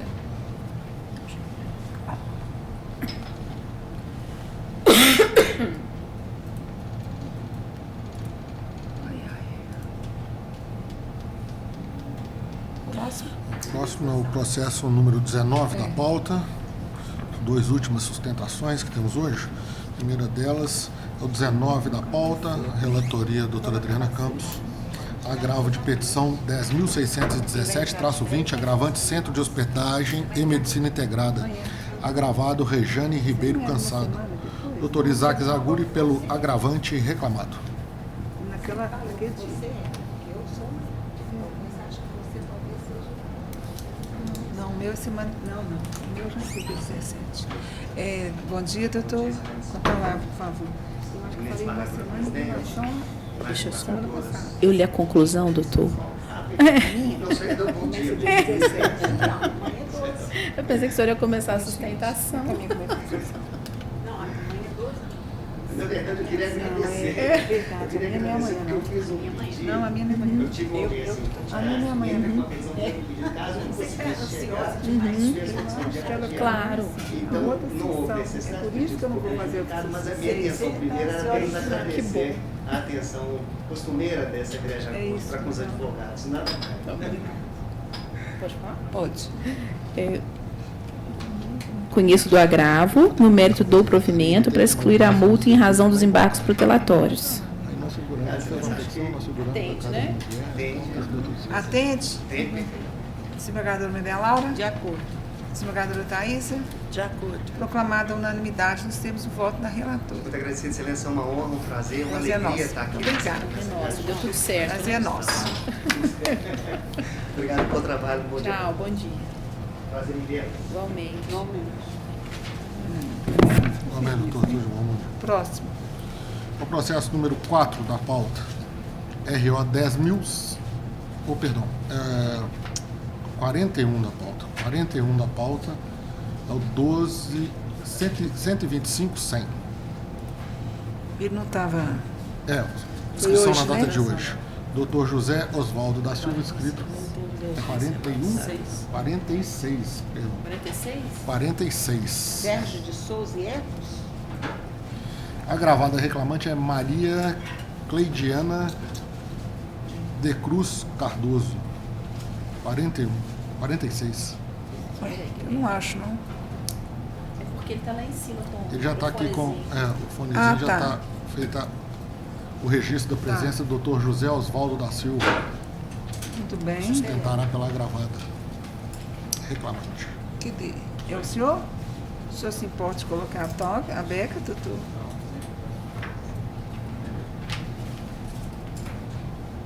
Ele está por quê? Tá certo. Alma Viva, agravante. Está pela gravante, né? Não, ele está pela gravada, Maria Cleidiana. Está pela gravada Maria Cleidiana. Ok. Muito bem. Bom dia, senhor. Bom dia, excelência. Doutora Adriana, por favor. Tudo bem, doutor? Bom dia. Bom dia. Conheço do agravo de petição interposto pela executada Alma Viva do Brasil. Rejeita preliminar de nulidade por negativa da prestação jurisdicional e no mérito nego-lhe provimento. Muito bem. Doutora Maria Laura. Eu estou de acordo. E doutora Thaisa também. Ótimo, Então fica proclamado, atenção. exato, fica proclamada a unanimidade, nós temos o voto da relatora. Obrigado, professor. Bom dia, senhor. Bom dia. Fico Prazer contente. em ver, doutora Adriana. Nós estamos sentindo falta da Vossa Excelência na primeira instância. Eu volto já. Bom dia. Viu, né, Thaisa? Viu, né, Thaisa? A gente não está fazendo falta nenhuma, então vamos lá. Nós não estamos fazendo falta nenhuma, viu, Thaisa? Porque as senhoras já estão há mais tempo aqui, sabe? Eu sou de prova que o doutor faz audiência toda semana, não é? Volta, Adriana. Volta, Adriana. Vamos lá? Encerrada a sustentação oral. Vamos para Maria Laura.